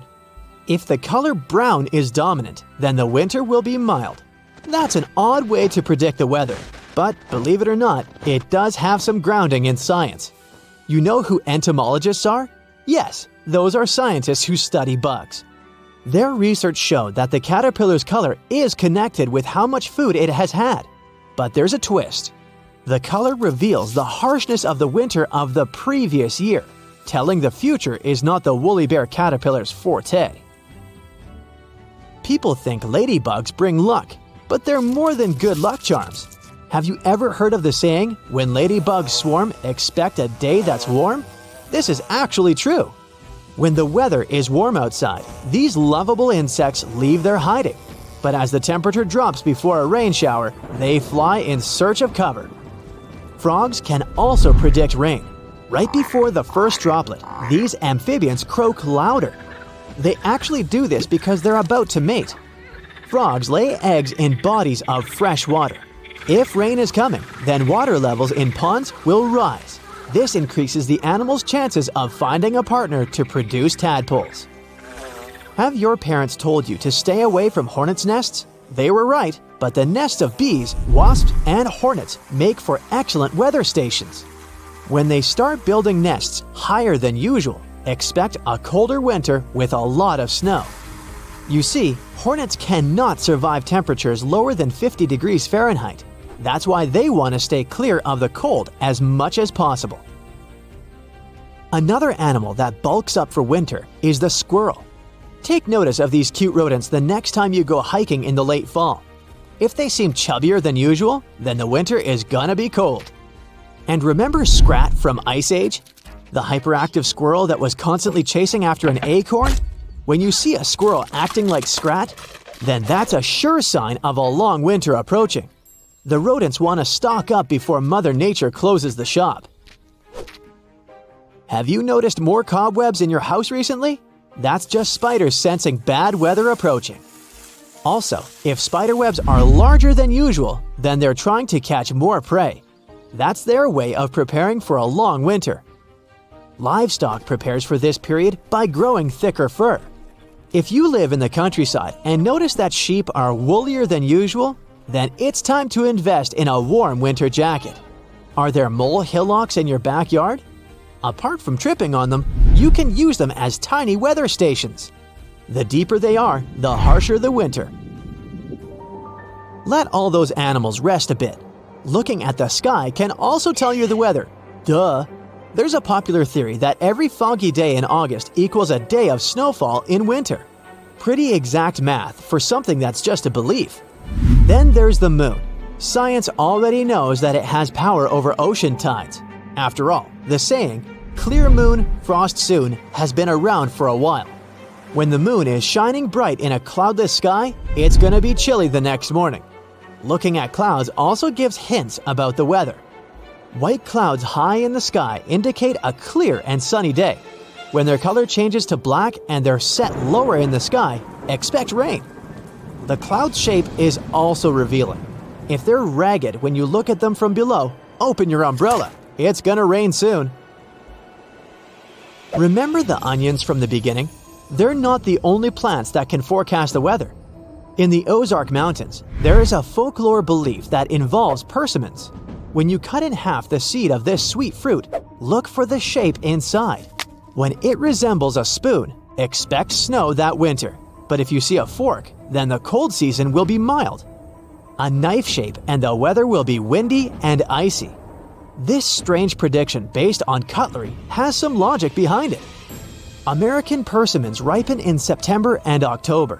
It shouldn't be surprising that people use this fruit to inquire about the winter ahead. The United States is the world's second largest producer of apples. That makes it easy to test another theory. If apple trees produce more fruit than usual, then the upcoming winter will be harsh. There are two explanations why this might be true. The first is that apple trees produce more food for the animals. The second is that they want to maximize the number of seeds, just in case the plants don't get through the cold spell. Walnut trees use a similar tactic. People figured out that walnuts have a thicker outside shell in preparation for a winter colder than usual. The same goes for hickory trees and oaks. Pine cones are more than a table decoration. The phrase, "open pine, the weather's fine," says it all.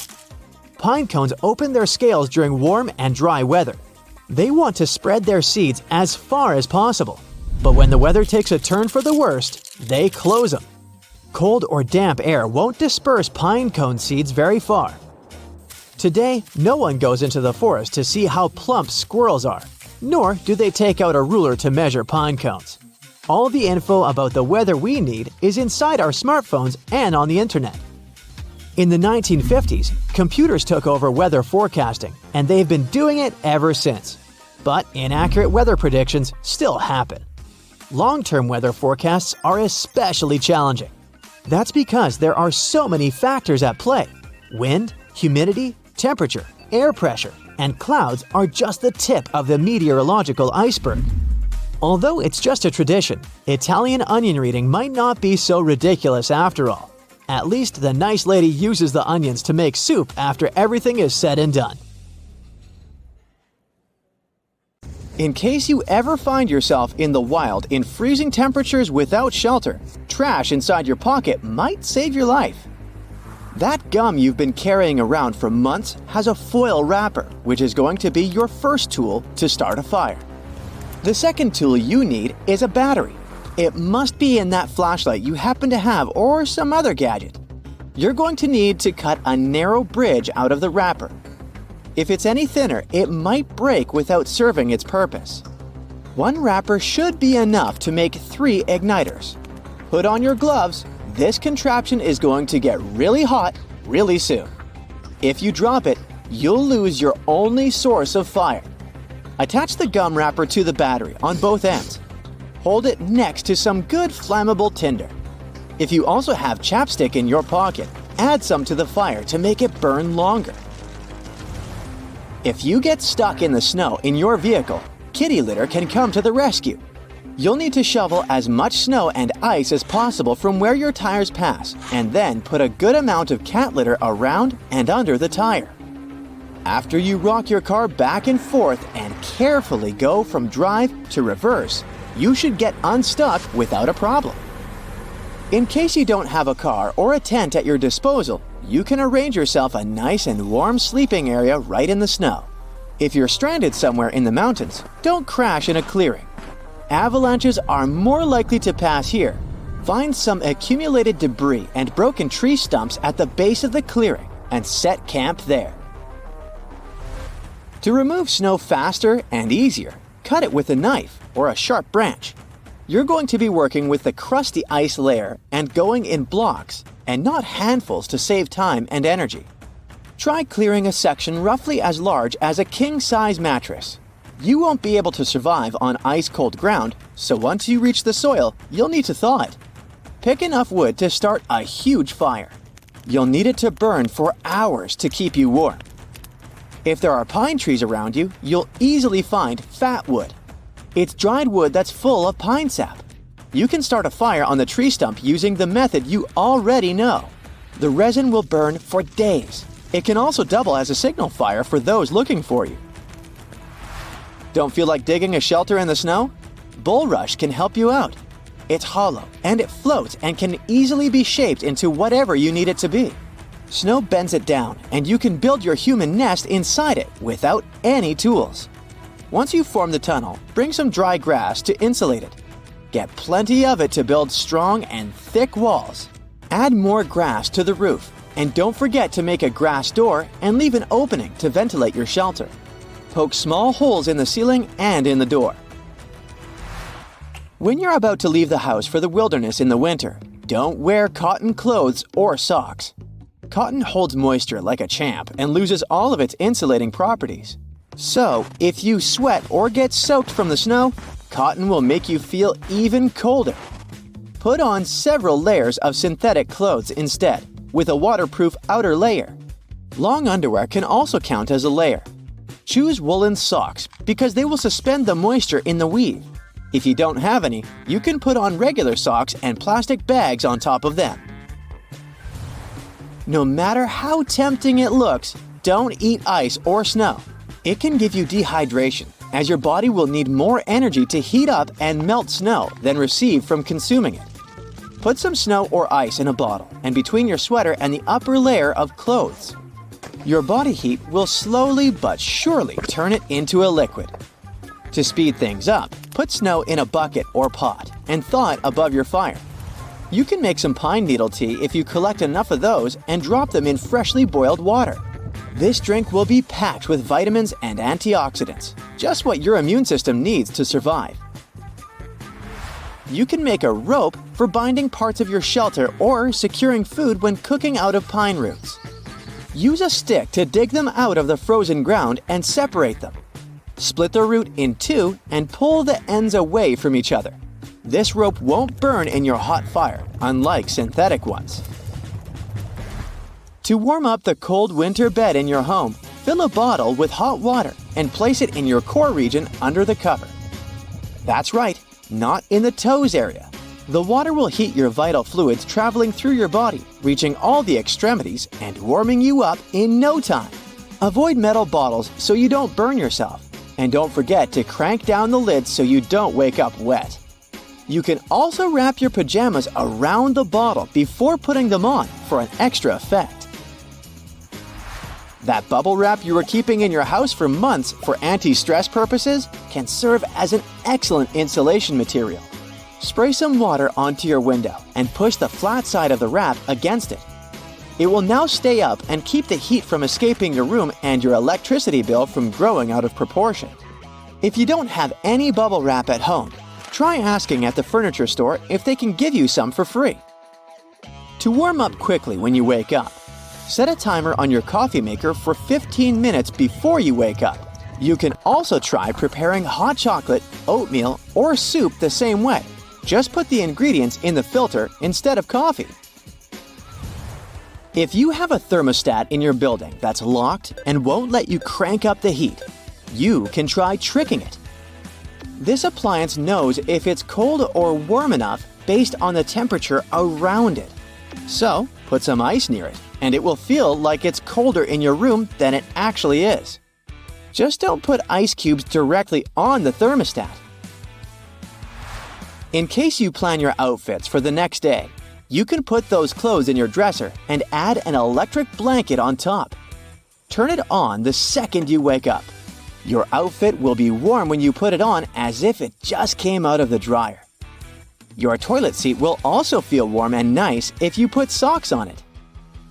When the news tells you there's a huge storm coming and power outages are highly likely, fill your bathtub with water. If you have an electric water pump, it won't work, and you'll run out of water soon. Since gas stations also run on electricity, fill your car tank before the storm hits to have some emergency gas. Once the storm hits and you're locked in, put on several layers of warm clothes. Thermal wear, a warm shirt, a sweater, insulated pants, and woolen socks. Don't forget mittens so the heat doesn't escape through your hands. Hang dark blankets on your windows to draw in heat. Make sure your doors and windows are closed well and put some towels under them to prevent drafts. Your basement is probably more insulated by the ground, so it could be a good place to spend the night. When the power comes back on, check all your appliances and electronics before turning on the main power switch. They must be unplugged to avoid power surge damage. As you turn the water supply back on, keep the taps on the lowest level of your house closed to let the air out from the upper taps. In 1996, one of the most vigorous snowstorms in history hit the east coast of the U.S. It was named Blizzard of 1996. From January 6 till January 8, a huge amount of snow fell in the country. The storm was so strong that people couldn't see anything around except a white veil. Huge snowdrifts formed. People couldn't leave their homes because snow had covered all the doors and windows. Someone spent hours shoveling snow to get into the car. And while they were doing this, new snowdrifts appeared around. This is considered one of the main winter storms of the 20th century. Schools and universities didn't work. Shops, libraries, and cafes were closed. You could look out of the window and see nothing but a white ice wall. The wind lifted snow into the air and blocked the movement of cars. People abandoned their cars to hide in the nearest shelter, which created many miles of traffic jams. During the snowfall, hurricanes formed and destroyed buildings. Chaos reigned everywhere. People were afraid to leave their homes. Strong wind and rain forced rivers to come out of their mouths, which caused massive flooding in nearby cities. Many states lost millions of dollars because of the destruction. However, at that moment, the residents of one small town didn't notice the problem. The blizzard of 1996 covered almost all of Pennsylvania, but the weather was not so bad in Delaware County, aka Delco. Neighboring cities were attacked by the storm, but not this one. Since about that time, a legend has appeared among the locals. They say their small town is protected by a mysterious weather bubble. In 2013, they called it the Delco Bubble. According to the locals, the bubble covers the entire Delaware County and protects it from all natural disasters and other hazards. Residents of a quiet, sunny town like to talk about this phenomenon, but there's no scientific evidence of its existence. It seems bad weather bypasses the district during huge storms. As soon as the hurricanes approach this place, they break up in different directions and then converge right after passing this area. All this happened according to the locals' words, without meteorological evidence. They remember several different storms in the 90s, including the blizzard of 1996. They announced that the storms would reach Delaware on TV and radio, but in fact, no forecast came true, and the residents enjoyed pleasant weather. One resident says that he often looks at forecasts and satellite photos and sees how black clouds disperse in Delco. It's peaceful and comfortable here. It seems as if time has stopped here too. However, the bubble doesn't protect against all problems. There were some floods there, after all. So, many residents don't believe in anomalous protection. There's one scientific explanation proving that storms are weakening in this place. Sea breezes go inland and settle in places like Delaware County sometimes. The streets and surroundings are filled with cold air. This creates air stabilization. Then when a storm forms and goes here from the west, it meets this stabilized air mass. Hurricanes lose a significant part of their strength, so it seems as if bad weather simply bypasses the district. Also, the Delco bubble can be explained with the help of psychology. Almost all rumors about the protective anomaly come from people. Residents write on social networks and tell each other about how the hurricane didn't touch their homes. In such cases, people often think that if trouble didn't happen to them, then it didn't happen at all. Imagine you go out on the porch of the house while the radio predicts a strong storm. Everything is calm before your eyes. A light breeze blows in your face. But behind, a few hundred feet away from your backyard, a real hurricane is raging. You didn't see it and went to write a post on the internet that the Delco bubble saved your city again. Storms are a dangerous weather phenomenon, and you should be wary of them, especially if you don't live inside a protective bubble.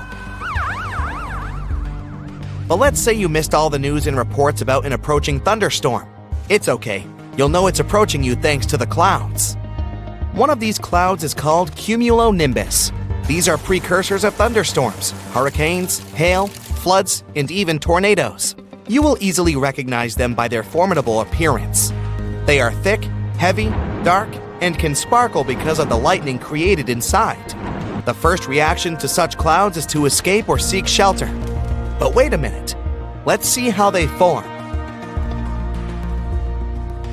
The warm air lifts the smallest drops of water. They are so tiny that they form steam.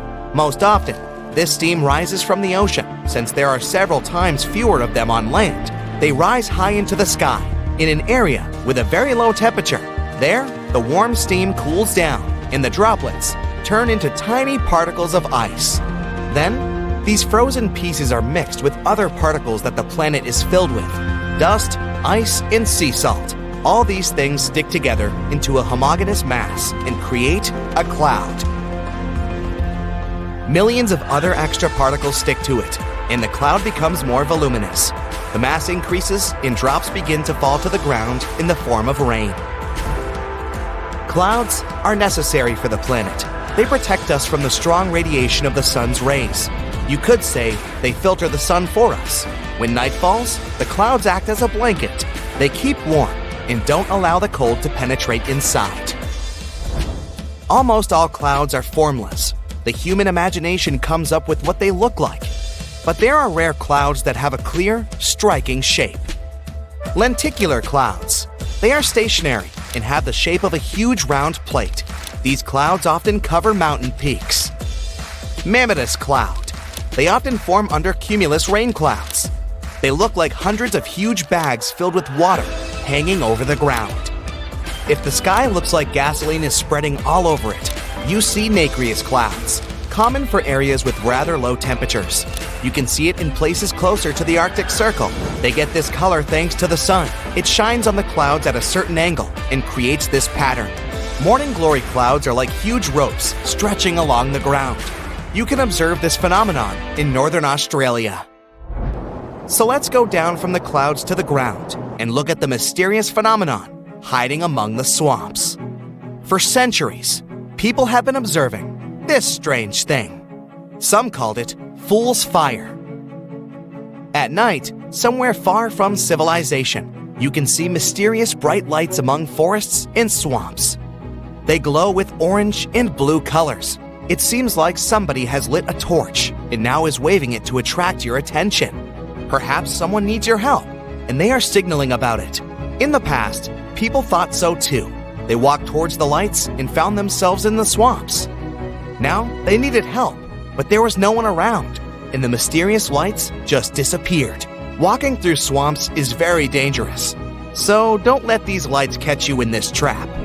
You should know that there's a scientific explanation for this phenomenon. Bioluminescent fungi and algae grow in swampy places and sometimes glow with a blue color. From afar, this creates the illusion of a small light. Wind and water sway algae with mushrooms, so it seems as if lights are flying. Also, there's a lot of organic material in the swamps: leaves, grass, mud, clay, tree branches. This stuff decomposes rapidly in wet conditions and releases methane. As soon as the methane comes into contact with the air, it ignites and flies over the swamp in the form of a burning ball. This phenomenon is observed all over the world in swampy areas, but the most famous flying lights are in the West Texas desert. They are called Marfa lights.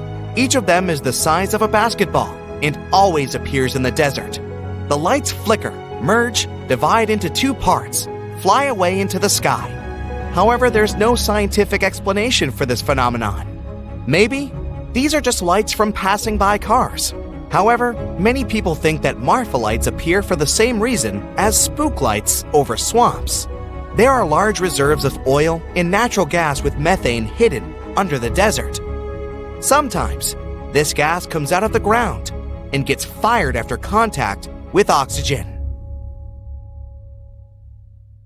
You've definitely seen all of these places on the screen during at least one holiday season, but would you recognize them in real life? Let's start with some easy ones for a warm-up. The Rockefeller Center Christmas tree has enough lights for a small country, and it has starred in more than one movie. So in this one, there's an adventurous young man separated from his family. I guess you got me at separated. It's Home Alone 2, Lost in New York. This movie is packed with real-life locks in the Big Apple, Queensboro Bridge, Plaza Hotel, Radio City Music Hall, the Empire Diner, the Woolman Rink, and the Bethesda Fountain in Central Park are all real. Don't look for Duncan's toy chest in the city, though. The facade used in the movie is actually the Rookery Building in Chicago. Kevin's uncle's house has a New York address in the movie, but in reality is a building in Universal Studios in Los Angeles. Alright, let's move on to our second location. Here's a hint for you. This building is an upscale department store in London. I hope you guessed, it's Selfridges. And this is where one of the most famous scenes from Love Actually takes place, where Mr. Bean carefully wraps Alan Rickman's purchase at the jewelry counter. They say the founder of Selfridges coined the phrase, "the customer is always right," so I guess he wouldn't have liked Mr. Bean's work. While we're in this part of the world, how about a brief visit to Durham Cathedral? Does it look familiar to you? Anyone who has used the holiday season as an excuse to watch Harry Potter again will recognize this building.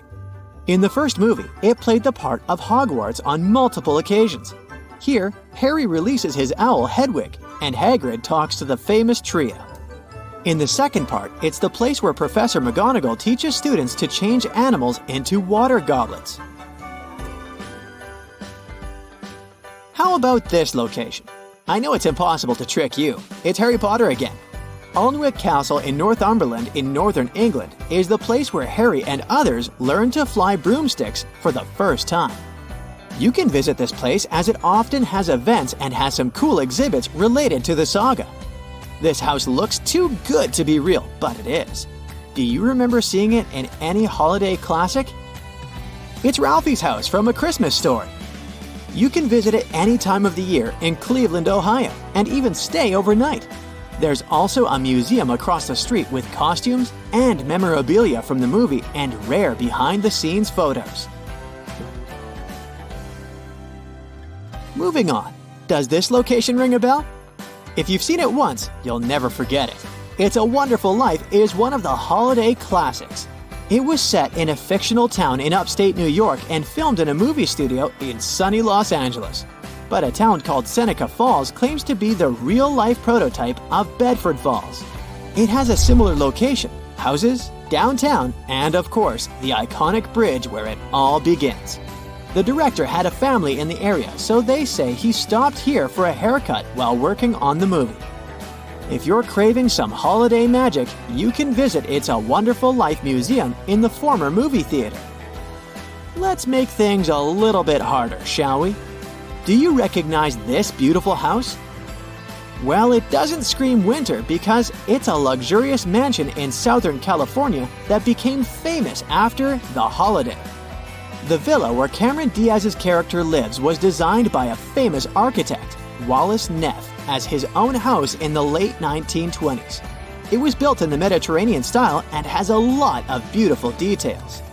But you don't see them in the movie because the interiors were on a separate soundstage. Several years ago, the mansion was on the market for around $12 million. This village looks like it comes straight from a fairy tale, but it's real, and you will easily remember it if you've seen this holiday classic. Did you get my hint? The Holiday Classic. Yep, it's the village where the second main character of the beautiful love story lives. You won't find Iris's house here because even the exterior was built for the movie. But the village itself is probably the most photographed place in Surrey, England, and it's called Sheer. It has some small shops, a tea house, a museum, an art gallery, 2 pubs, an old church, and the cutest old footbridge across the stream running through the center of the village. They had to cover the whole place in artificial snow to make it look like an idyllic December. Okay, I know you know what this building is, but what famous scene from which holiday movie was filmed inside its elevator? Yep, I think I gave it away when I said elevator. It's Elf, of course. The ever-awesome story of a human who was raised amongst elves at the North Pole, but eventually found his way to New York. I have to disappoint you though, there aren't really that many buttons inside the cabin, and they don't look like a Christmas tree. This landscape looks nothing like December, but the movie in question features some awkward family lunches and ugly sweaters, so trust me, it belongs here. Are you ready for the big reveal? It's Bridget Jones's diary. Stoke Park is where the bad guy, Daniel Cleaver, took Bridget for a weekend. The estate has more than 900 years of history, and it also starred in 2 James Bond movies. Wow, I wish I could teleport to this location right now. But whom would I meet there? Well, this is Bohemian Switzerland in Czechia, and you'd meet Lucy, Edmund, Susan, and Peter there. All the famous characters of the Chronicles of Narnia, The Lion, the Witch, and the Wardrobe. They filmed the summer scenes in New Zealand, and this place played the role of the Winter Wonderland. Shopping for gifts can be a tiring experience, especially when you do it at the huge Mall of America. Can you remember the characters in which movie chose this place for their last-minute holiday shopping? Jingle All the Way shows us the commercial side of the holiday season. Arnold Schwarzenegger and Sinbad are 2 fathers who have one mission: to get a Turbo Man action figure for their offspring. The largest mall in the Western Hemisphere seems like the best place for that purchase. And while we're on the topic of malls, can something be more about holiday shopping than the giant Macy's flagship in New York? The characters of this movie know it well. I'm sure you had no problem guessing it was the good old classic Miracle on 34th Street. You can still ride the original wooden escalators and meet Santa on the 8th floor. They say Macy's didn't want anything to do with the remake of the movie, so the C.F. Kohl's department store from the newer version is the facade of the State of Illinois building in Chicago. Now let's see how well you know the more recent Christmas movies. This beautiful garden appears in one heartbreaking festive season story. Can you name it? The Phoenix Garden is a community garden in Covent Garden, London, and this is where Kate from Last Christmas realizes the scary truth about the guy she's in love with. Wow, that is one festive place. Do you remember it from any movie? It's the Princess Switch, where the Duchess of Montenaro switches places with an ordinary woman from Chicago. Montenaro is not a real place, but its royal palace is. It's Hopeton House near Edinburgh, and it's been home to the Hope family since the late 17th century. It should reopen for visitors in the spring of 2024 after a reconstruction, in case you want to stop by. How many locations did you get right? Let me know in the comments below. We're in Siberia. It's so cold here that freezing gusts of wind are burning your face. All that white snow seems to be blinding you. This place resembles Antarctica because of the permafrost. Recently, a group of scientists researched one of the local rivers. With the help of a drilling rig, they extracted several samples of frozen soil. The scientists were shocked to find living creatures inside the ice.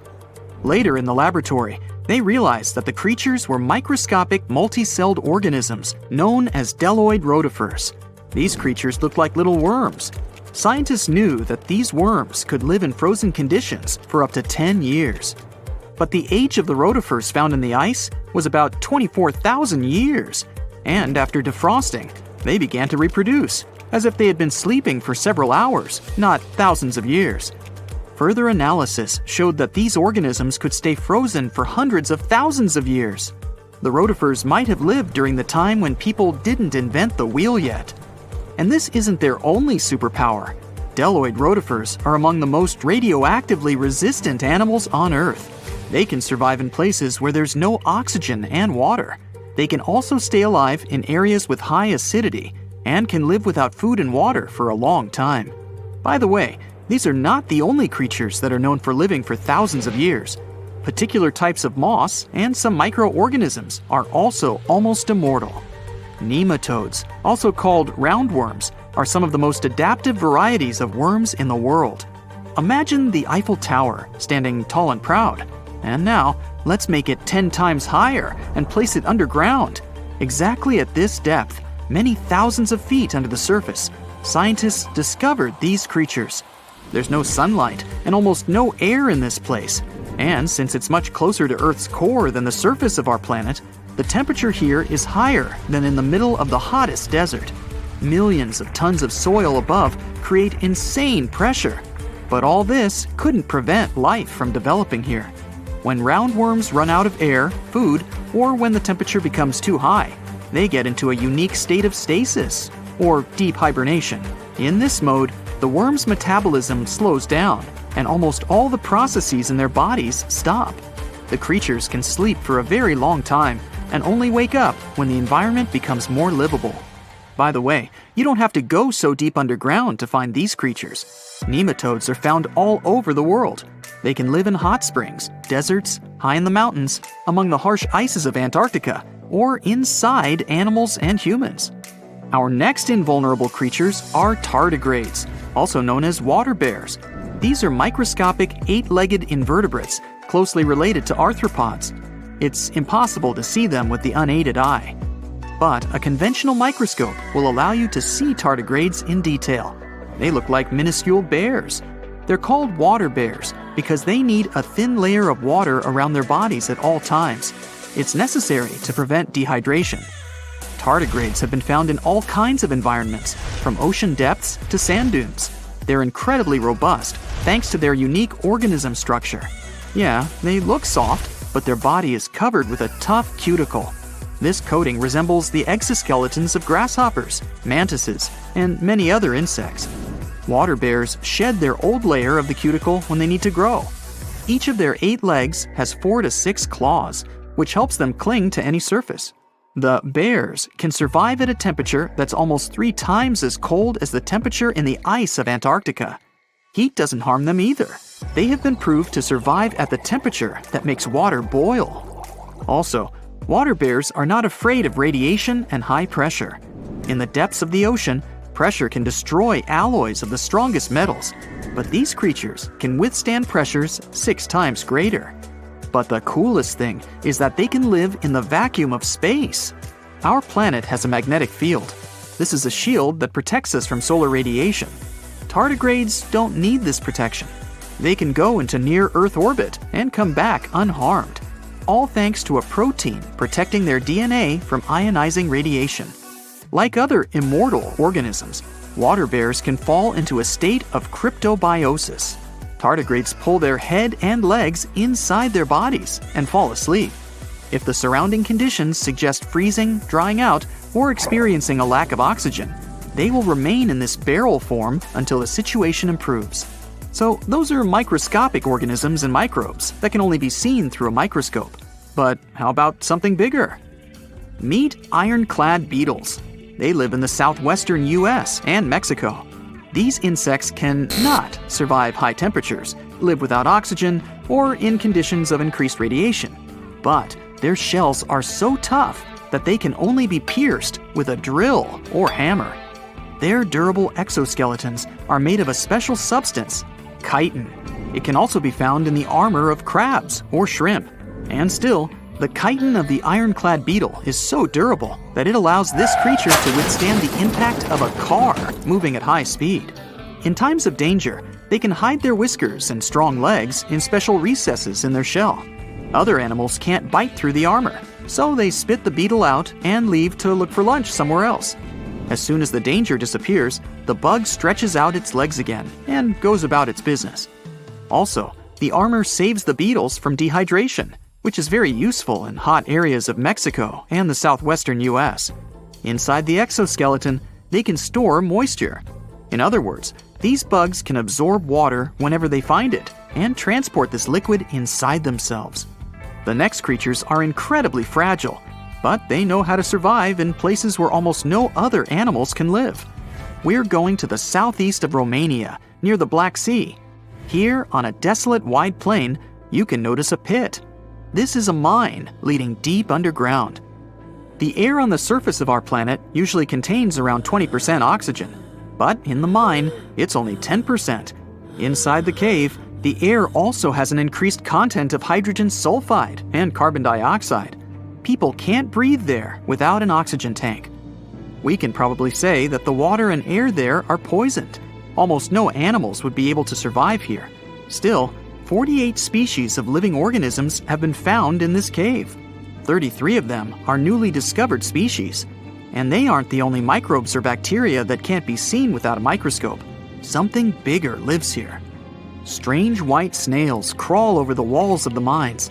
Transparent shrimp and a bunch of unknown kind of leeches swim in the water. White centipedes with huge whiskers and creepy white spiders run on the ground. And they all have been growing here for almost 5 million years. You might notice a water scorpion and another unidentified species of this animal. It doesn't look like its relatives living in hot sands or tropical forests. No living creature here looks ordinary at all. All animals are either white or transparent. They have no eyes, but are equipped with long paws and antennae whiskers that help them navigate in this dark space. The deeper you go into the cave, the less oxygen the air contains. But the number of living organisms is increasing. The air is filled with methane and carbon dioxide. All the inhabitants of this cave have never seen the light of the sun and have never gone out of the darkness. It seems impossible to survive in such conditions where plants don't produce oxygen. The answer to the question of their survival is hidden in a small lake. The surface of the water is covered with strange foam. If you look closely, you can see that this white substance is alive. It resembles soft, wet paper that is easy to tear. The thing is billions of living organisms, bacteria called autotrophs. There's much more carbon dioxide in the cave than there is outside, and these bacteria, like plants, absorb it. But they don't do this with the help of photosynthesis, which means they don't need sunlight. They use water for chemosynthesis. What these bacteria secrete is food for other bacteria, and these other bacteria are food for bigger creatures. A unique food cycle that you can't find anywhere else on the planet only exists here. It's Christmas Eve in 1945. George Sauter and his wife Jenny are at their cozy home in Fayetteville, West Virginia, celebrating the holiday with 9 of their 10 kids. Their oldest daughter makes the night even more special, bringing extra gifts for her younger sisters. Good night, kids. The couple heads to bed around 10, but they decide to let the kids stay up late to enjoy their new toys. Little do they know that right then, at that very moment, it's the last time their whole family is together. At midnight, the phone rings. Jenny wakes up and rushes downstairs to answer it. It's an unfamiliar female voice on the other end, and creepy laughter emerges in the background. Jenny says that the person has the wrong number and quickly hangs up. On her way back to bed, she closes the curtains, locks the door, and turns out the lights. She glances at her oldest daughter, who is peacefully sleeping on the living room couch. So Jenny thinks to herself that the kids must be upstairs in bed. Well, she probably should have double-checked that. It's 1:30 in the morning and Jenny wakes up once more. This time, a thick smoke is creeping into her room. Jenny and her husband rush out of the room only to find flames everywhere. Despite being completely shocked by the tragic scene, the couple and 4 of their kids manage to escape. But the other 5 kids are still inside the house. I mean, they must be, right? The thing is, investigators did a brief search of the grounds on Christmas Day, but they didn't find any trace of the kids. And that's strange. You see, the family's home was reduced to ashes in 45 minutes, and a body usually takes 2 to 3 hours to fully disappear in a fire. Could someone have taken the kids? Well, that's one theory. On the night of the fire, one witness indeed reported seeing a black sedan full of people speeding away from the family's house. And the chilling part is that some people reported seeing the kids in a car, at a restaurant, and even in a hotel on the following days. But none of these reports were confirmed. And not even a billboard with the missing kids' photo could give them any clues as to their true whereabouts. A disappearance case as mysterious as this one occurred in 1996 in Wilson County, Texas. Patty Vaughn was described as the kindest person in the world and an amazing mom to her 3 kids. On Christmas morning, she called her sister, all teary, saying that she had had a big fight with her husband. But that was not surprising because they were going through a tough divorce after 13 years of marriage.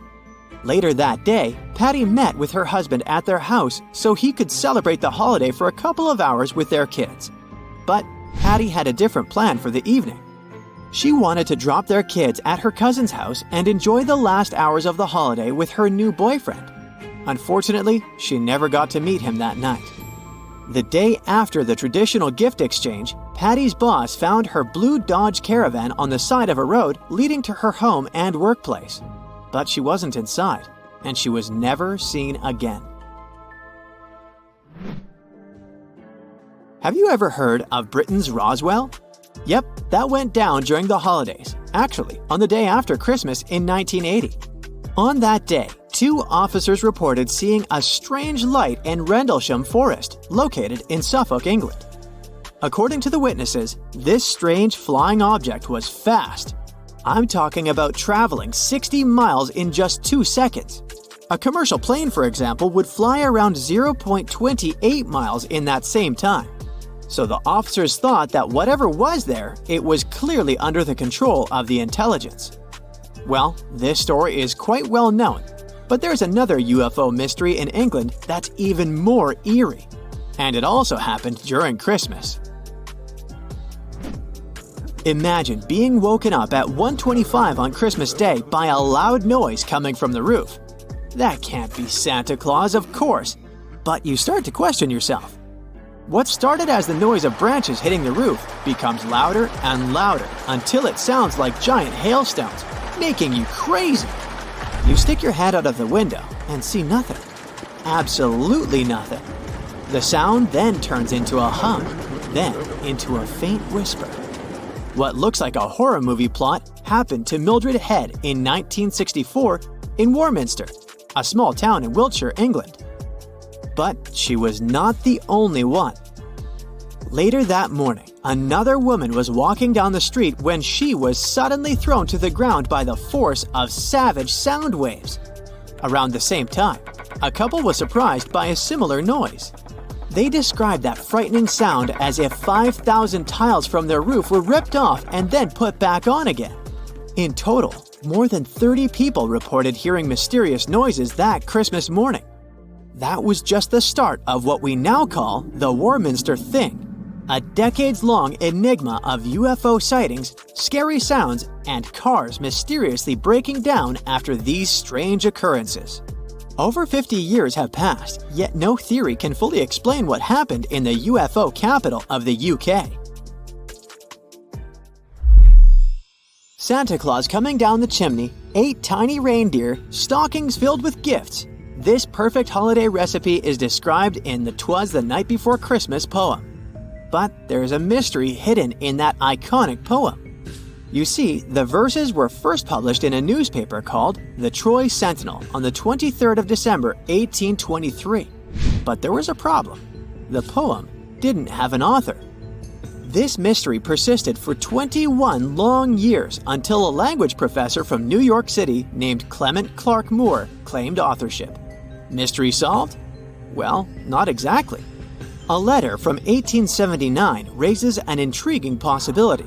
The author of the poem might not be who we think. In this letter, the daughter of a New York poet and farmer named Henry Livingston Jr. says that "'Twas the Night Before Christmas" is actually her father's work.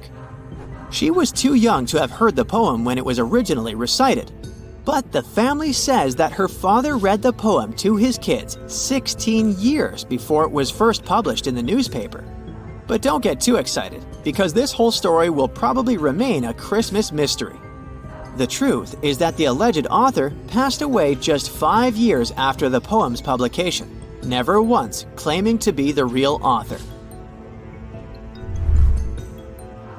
The holiday season is usually a peaceful time of the year, but 1997 was an exception to this rule. It's December 22nd, and Beth Ann Ricketts decides to do some Christmas shopping in the morning. She grabs her black purse and leaves her home in Des Moines, Iowa. She buys gifts for her kids and even decides to treat herself, choosing a special dress for New Year's Eve. Unfortunately, she never got the chance to wrap those presents. Beth Ann never returned home, and a series of strange events unfolded after her disappearance. Later that same day, at 2 o'clock in the afternoon, a fire broke out in her house. In her bedroom, to be more precise, and the firefighters couldn't determine its cause. On Christmas Eve, TV networks in Des Moines were discussing Beth Ann's disappearance. Shortly after her story aired, her boyfriend called the police and informed them that she wasn't missing after all. According to him, Beth Ann called him, saying that she was okay and didn't want to be found. Unfortunately, she hasn't spoken with friends or relatives since that holiday, not even her 2 daughters and her son. And that's weird to say the least. So, her family is still searching for the answers to this mystery. Christmas, the season of lights, also has a dark side. Legend has it that Christmas Eve is a time for spirits to stroll the earth. Today, we'll look at scary monsters, mysterious entities, and more. The Yule lads, hailing from Iceland, make for quite a Christmas tradition. In contrast to the charming 7 dwarfs of Snow White, these 13 gnome-like trolls bring a touch of quirkiness to the holiday season. The Yule lads first made their literary debut in a 17th century poem. These playful youngsters, each with their own unique names and abilities, sprinkle a touch of mischief in the 13 days leading up to the grand Christmas celebration. Their cozy home is nestled in a mountain cave, where they reside with their interesting parents. The clan's father is a leisure master and prefers to hang out in the cave. Their mother is a giantess with an unusual craving for adventure. She seeks out mischievous children to join her in preparing a stew. Out of the troll kids, Spoonlicker, for instance, is known for his habit of thoroughly cleaning utensils with his tongue. Meanwhile, Door Slammer engages in door-slamming antics that might remind you of an angry teenager. As for Sausage Swiper, well, the clue is in the name. And let's not forget about the family's feline friend, who is also known as Yule. This furry companion is a giant black cat. It's on the lookout for folks. If it spots children without brand new clothes, the encounter won't end so well for the kids. Wow, that's harsh. The Nisi is a kind of creature that would send shivers down your spine. It's a diminutive bearded figure donning a sinister red cone-shaped hat. These malevolent beings enjoy lingering around farms. Their presence is unsettling as they claim to offer assistance with daily chores. But beware, for their demands are far from ordinary. In exchange for their eerie aid, they want a dread-inducing offering. Should you dare to deny this sinister request, they will unleash a reign of pure evil upon your existence. There's a nightmarish saga known as When the Nisi Got No Butter on His Christmas Porridge. Yeah, that's a real title. This tale revolves around a young girl who dares to tamper with Nisi's feast. She places the butter beneath the porridge, invoking his wrath. The horrifying consequences? He takes care of the farm's prized cow using his powers. Takes care, In Scandinavian folklore, many people know this creature as Tomten, too. Mary Lloyd is here to make you run for your life. It's New Year's Eve, and you're a young whelp. Suddenly, you hear some mysterious knocking at your door. As you swing it open, you're met with a spine-tingling sight. It's a tall, creepy figure wearing a long, flowing cloak with a horse's skull on its head. It's accompanied by a group of people who are chanting something in an eerie way.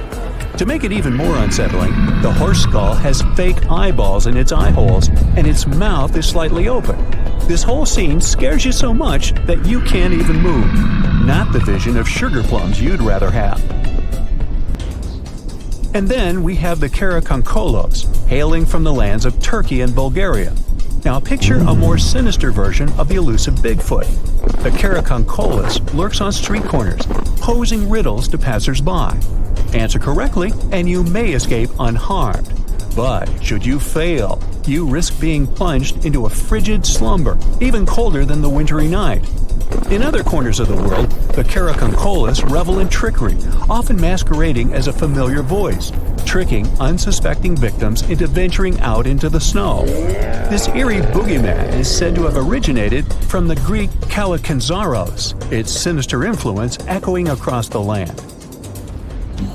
So, the Kalakanzari in Greece are a breed of goblins. For most of the year, they dwell underground, secretly plotting to bring about the apocalypse. However, when Advent arrives, they emerge into the human domain with sinister intent, sowing mischief and malevolence. These creatures are often described as dark, furry entities adorned with tusks and horns. They're male and curiously well endowed in their grotesque forms. Meet Frau Perkta, a character who comes from Germany and Austria.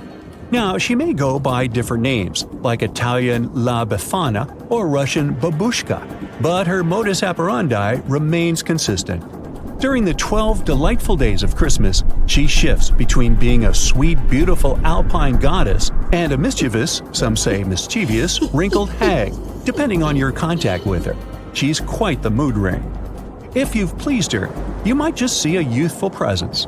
But if you get on her bad side, she's been known to perform a bit of DIY surgery. Frau Perchta is a remnant from Alpine paganism in the early Middle Ages. It's strongly associated with Berchtentag, also known as the Fest of the Epiphany, which happens on the 12th night after Christmas, on January 6th. As for her name, Perchta means bright one, a fitting moniker. Her look is complete with a knife concealed under her skirt. Careful sitting down. The next one is Krampus. His name is rooted in the German term Krampen, which means claw. It's a creature hailing from the eastern Alpine corners of Europe. Legend has it that Krampus takes it upon himself to playfully remind naughty children of the importance of good behavior on the evening of December 5. His methods are imaginative and way above having a chat with little humans. Meanwhile, his kind-hearted partner in holiday cheer, St. Nicholas, rewards well-behaved youngsters the next day during the joyful Feast of St. Nicholas. These traditions trace their roots as far back as the 6th century. Today, many European towns enthusiastically host Krampenslauf, or Krampus runs. People dress up as him at festivals. And for those with a penchant for sending unique holiday greetings, there's the holiday cards option. In an Alsatian legend, there's a story of Hans Trapp. No, not the Von Trapp family. Hans is a local figure known for his extreme greed and lack of moral principles. He resorted to practicing witchcraft and making pacts with evil forces in pursuit of wealth. He faced a dramatic downfall. He lost both his wealth and his place in society. To evade detection, he adopted the guise of a scarecrow and wandered the countryside. At a certain point, he became fixated on the idea of experiencing the taste of human flesh. Oh boy. God recognized that matters had spiraled out of control and struck Hans Trapp with a bolt of lightning. He met his end, yet there are accounts of his spectral return on Christmas.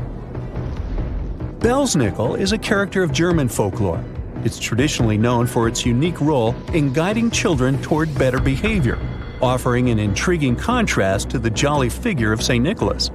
The term Belsnickel can be traced back to the fusion of bells, an older German term signifying fur, and nickel as a nod to St. Nicholas.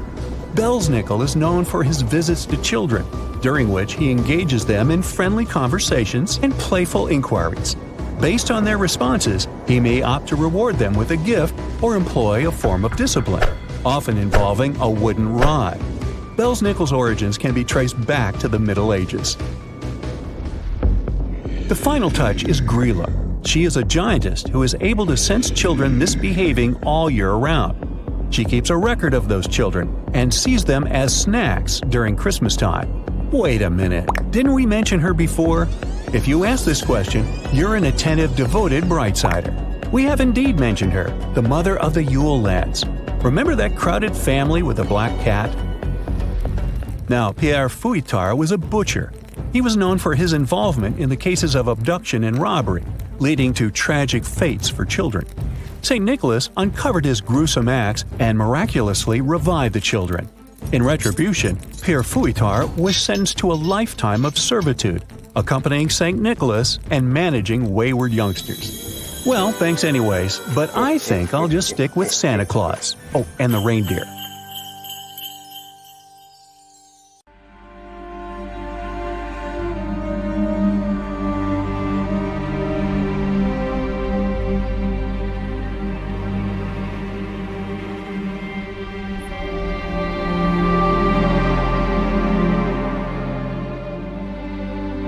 It's winter, 1980.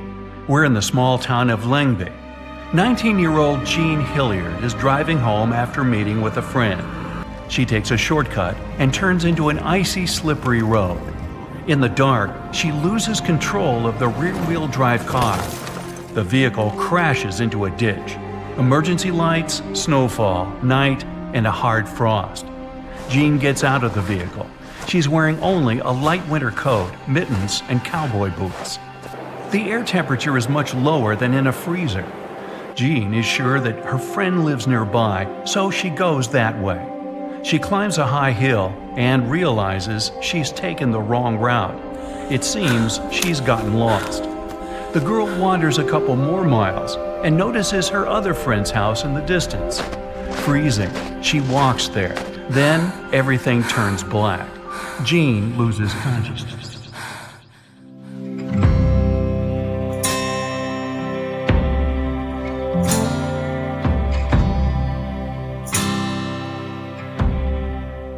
The next morning, rancher Wally Nelson wakes up in a great mood.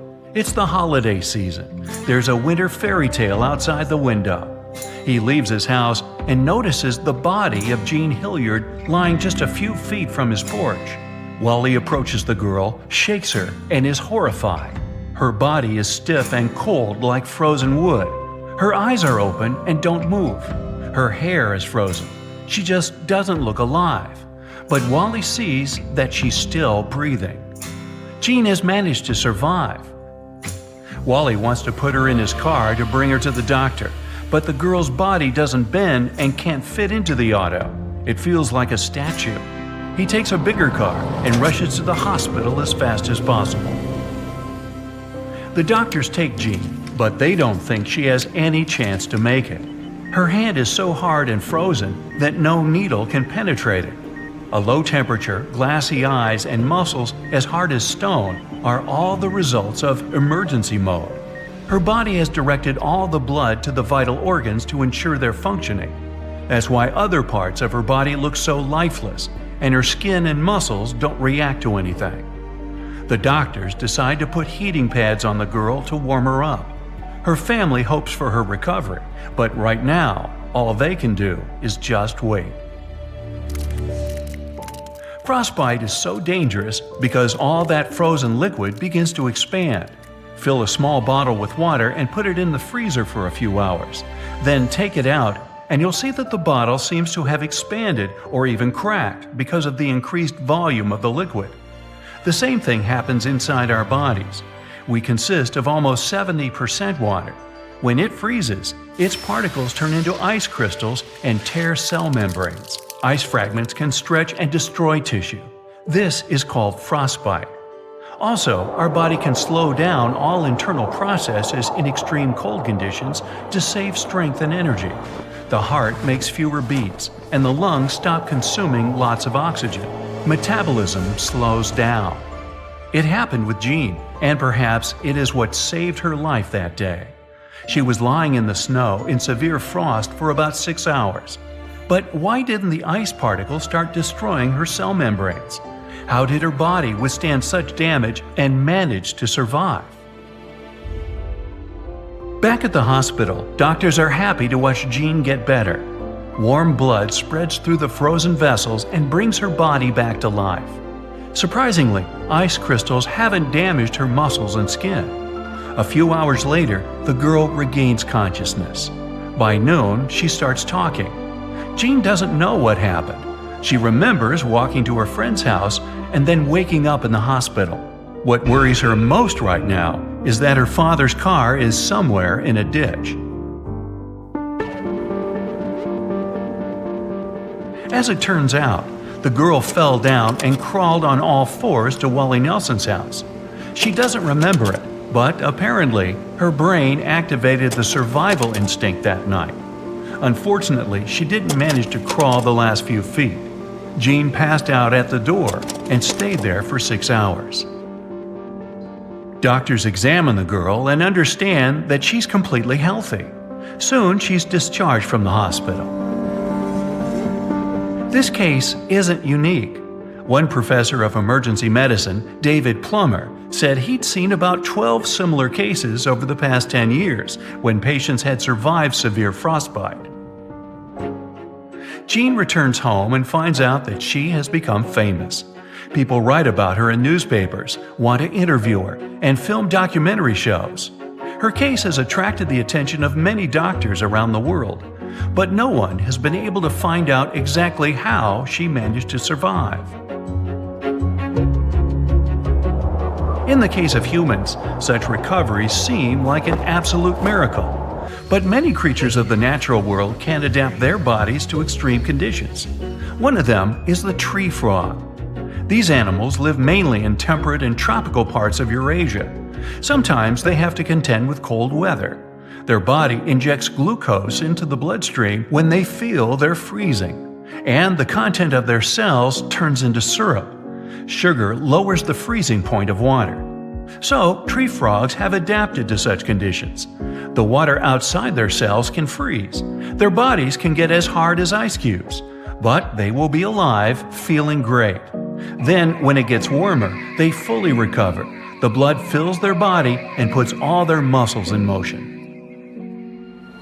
But one of the most amazing animals that can withstand freezing temperatures is the ghoulish icefish. It's transparent and somewhat like a jellyfish. It swims in the dark, cold Antarctic waters. The ghoulish icefish feels comfortable there because of the antifreeze in its body. More precisely, it's a unique substance that is like antifreeze in its functions. This liquid doesn't allow the animal's cells, organs, and the whole body to freeze. There are no red blood cells in the fish's blood that transport oxygen throughout its body. This is the only vertebrate with such a superpower. There are organisms on our planet that use the cold to prolong their life. Scientists have found some of them in the ice of Siberia. Those are microscopic, multi-celled creatures, like small worms, that can live in a freezer for about 10 years. But the worms from Siberia were about 24,000 years old. The scientists transported them to the laboratory and thawed them. The worms came to life and began to multiply immediately after all those centuries of sleep. Their bodies can go into cryptobiosis. This is when an entire frozen organism has minimal vital functions.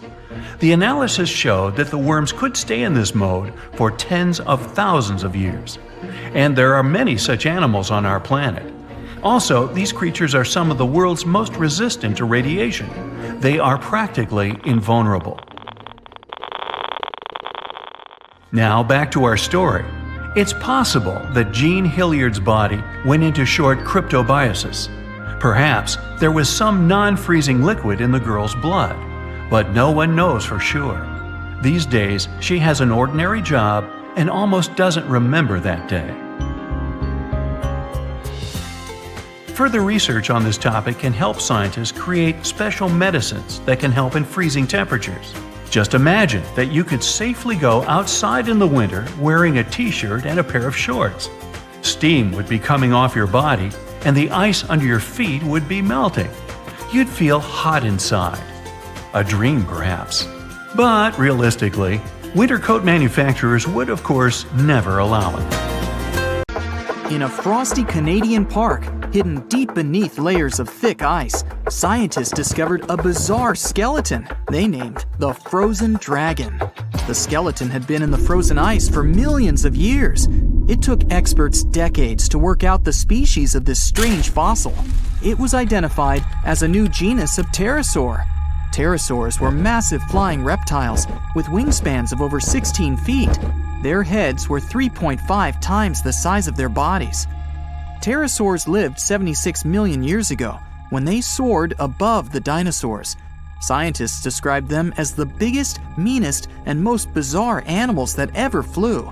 The new genus has been named Cryodragon boreas, which translates to Frozen Dragon of the North Winds.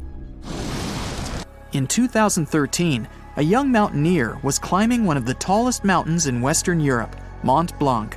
He noticed a strange metal box poking out of the snow. The mountaineer pried the box open and found that it was filled with precious rubies, emeralds, and sapphires. The climber immediately handed the box to the authorities. It was discovered that the box likely belonged to a passenger on one of 2 flights from India that crashed into the mountain over 50 years ago. The box was valued to be worth over $200,000, and authorities are still searching for the heir to the small box of treasures. In northwest Siberia in 2007, a reindeer herder was on an outing with his sons when he noticed something strange in the ice. The man realized it was a frozen mammoth calf, and immediately contacted the local museum. The calf was named Luba and was the best preserved mammoth mummy in the world at the time of its discovery. Luba had been in the ice for 41,800 years and is around 30 to 35 days old. From trunk to tail, the mammoth calf is roughly the same size as a large calf. If you're interested in seeing for yourself, Luba travels to museums all around the world. On the frozen continent of Antarctica, covered in layers of ice and snow, is Mount Erebus, the frozen volcano. The volcano was discovered in the middle of an eruption in 1841 by explorers on an Arctic expedition. The volcano is over 12,000 feet tall and has been active for the last 1.3 million years. Deep within the middle of the volcano is a huge crater filled with large volumes of molten lava. The volcano has occasional explosions, which means it's classified as being in continuing eruption. However, these eruptions are nothing to worry about because they're generally rather small. Back in 1991, two hikers were traveling across the Italian Alps when they stumbled across a body that they presumed to belong to a recently lost hiker. The duo trudged back down the mountain to report their unfortunate findings. Once the remains were recovered, it was clear that the body was not recent at all. Scientists determined that the Iceman was more than 5,000 years old and named him Otzi. The discovery was unlike anything scientists had ever before seen because the body was so well preserved. For years, Otzi was studied by scientists who discovered that our ancestors have a lot more in common with us than we ever knew before. Otzi was covered in ink body art. Research done on the contents of his stomach revealed that his last meal was dry cured meat, similar to the bacon we eat today. Otzi has at least 19 relatives living today, somewhere in Central Europe. Scientists were researching ancient squirrel burrows in Siberia when they came across something interesting. One of the squirrels had hidden away precious seeds deep beneath the ground. The seeds had been encased in ice for 32,000 years. The seeds were for the flower Silene stenophilia, which had long since gone extinct. Amazingly, scientists were able to recover plant tissue from inside the seeds and grow an entire crop of flowers. They've since reintroduced the previously extinct flower to natural habitats all across the world. In 1930, a team of Norwegian scientists sailed around the Arctic Ocean, conducting research on the seas and glaciers. They reached White Island, a dangerous and icy land no human had set foot on before, or so they thought. The scientists were shocked to discover the tip of a small boat sticking out of the snow. Frozen inside the boat, they found scientific equipment and various personal items, including a jacket monogrammed S.A. Andre. They had discovered the wreck of the famous Andre Arctic balloon expedition. In 1897, Swedish explorers, led by Andre, attempted to travel to the North Pole by hydrogen balloon. No one had ever heard from them ever again. People only found out what happened to them when the wreck was discovered 33 years later. It turns out that the balloon had crashed on White Island only 2 days after departing from Sweden. The explorers traveled along the island on a small makeshift boat, but were unable to make it any further. The best preserved woolly mammoth ever found was discovered in an area of permafrost in Siberia in 2010. Scientists named the frozen mammoth Yucca after the small village near where it was found. Yucca had been frozen for 39,000 years and is thought to have been around 6 to 8 years old. Because Yucca is so well preserved, it has been studied for years and provided new information about mammoths. In 2019, scientists reported that they were able to activate cells taken from Yucca's tissue. Maybe one day we'll have woolly mammoths roaming the land. From looking at pictures and videos of Antarctica, the continent appears to be freezing cold, covered in snow, and flat, except for a few small hills. Scientists believe that too. When studying the Gomburtsev Mountains in the early 2000s, they were shocked to discover that the small rocky hills were actually the peak of a gigantic mountain formation under a mile of snow. Using radar technology, researchers worked out that the mountains are really around 10,000 feet tall and sprawl across 750 miles. This is around the same size as the European Alps, except hidden under tons of ice and snow. At a gold mine in Siberia, a businessman was examining a nearby river when he noticed something interesting in the frost. It was a small woolly rhino calf that was later named Sasha. The woolly rhino has been extinct for 15,000 years. It's thought that Sasha could have been frozen in the ice for up to 39,000 years. Sasha is unique because it's the only full-body woolly rhino to have ever been discovered. Glaciers around the northern Italian town of Pelo have begun to melt. Artifacts from decades and even centuries ago have been discovered pouring out of the ice. Personal belongings from soldiers have been found, things like diaries, photographs, and even love letters. Historians have even uncovered an entire cabin preserved beneath the ice. The cabin was filled with hard metal helmets and clothes. In 1845, Sir John Franklin embarked on an ill-fated expedition to the North Pole. The crew traveled on 2 ships, HMS Erebus and the ironically named HMS Terror. The expedition met with disaster, and both ships were lost to the icy waters.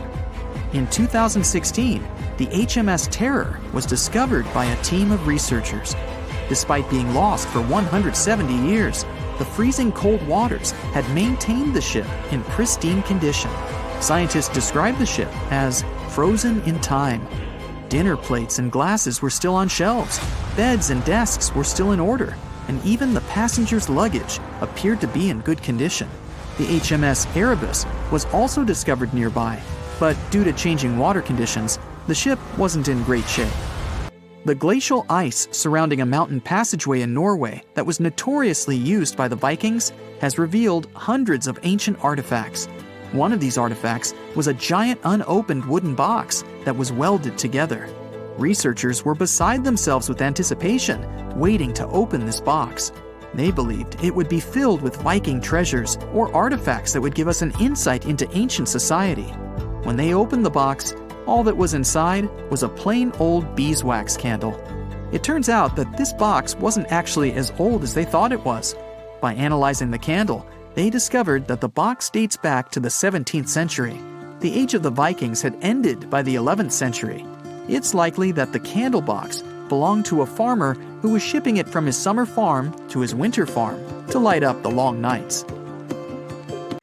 Do you want to build a snowman? One that won't melt and will stay with you no matter the weather? And you don't need to wait for the snow to build it either. You're intrigued, right? Then let me guide you through every step of this fun project. You should get a few things ready. Grab a pen and some paper because I'm listing all the materials you'll need. Paper clay, acrylic paints, aluminum foil, some wires, toothpicks, glue, and some brushes for applying the paint as well as giving texture to your mini figurine. Probably to your surprise, you're not only going to use paper clay to make the body parts of the little snow guy. You'll have to start with aluminum foil. Trust me, it's going to make things so much easier for you, even if you're not a professional sculptor. And not to mention, cheaper too. You'll just have to create the shape by folding the foil first. And the next step will be wrapping it with paper clay. Now, as you can guess, the smallest ball is going to be the head of your snowman and the part you'll need to work on the most. You'll want it to look its best after all. The first thing to do is to carve out small holes for the eyes.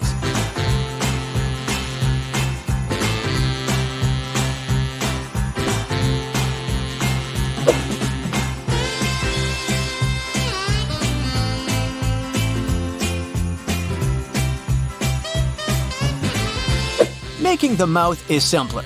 With the help of your shaping tools, just make a line as a base and follow my lead to give it some details and depth.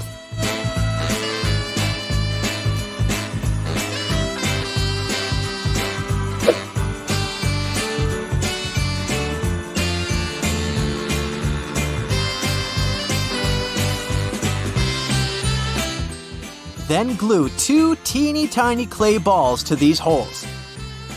This will make the snowman's face look more realistic than just painting eyes on it. After all, eyes are windows to the soul. Admit it, this reminds you of some Tim Burton movie, huh? Can't forget about the carrot nose.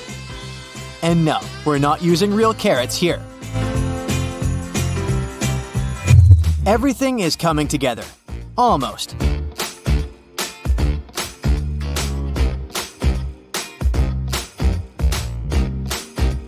Show your snowman style with some accessories after making his hands.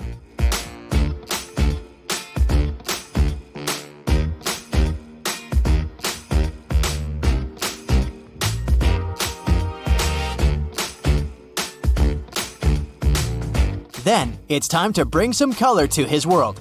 But heads up, this takes precision and patience.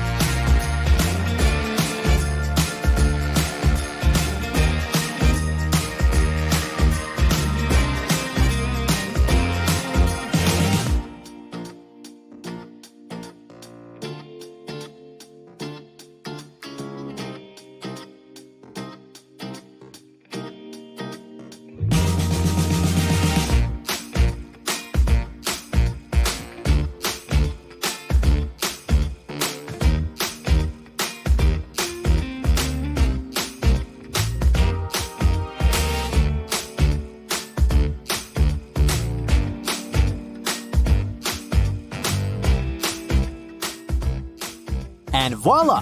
Hello, snowman! You know what? Now that you know how to make this figurine, you can put your own spin on the design or even try to create your own original characters.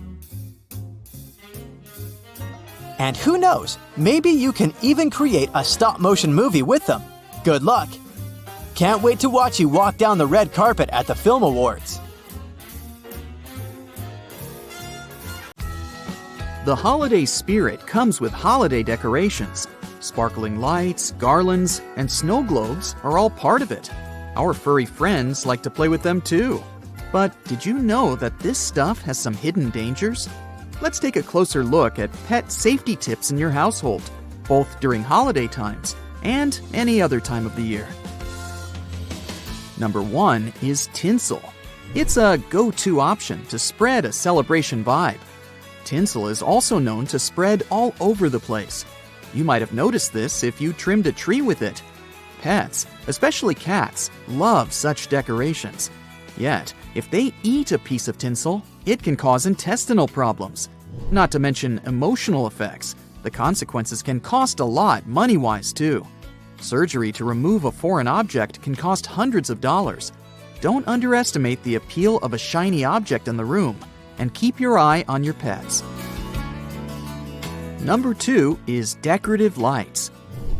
Once you're done, you put them in the box, and they spend the whole year there, tangled.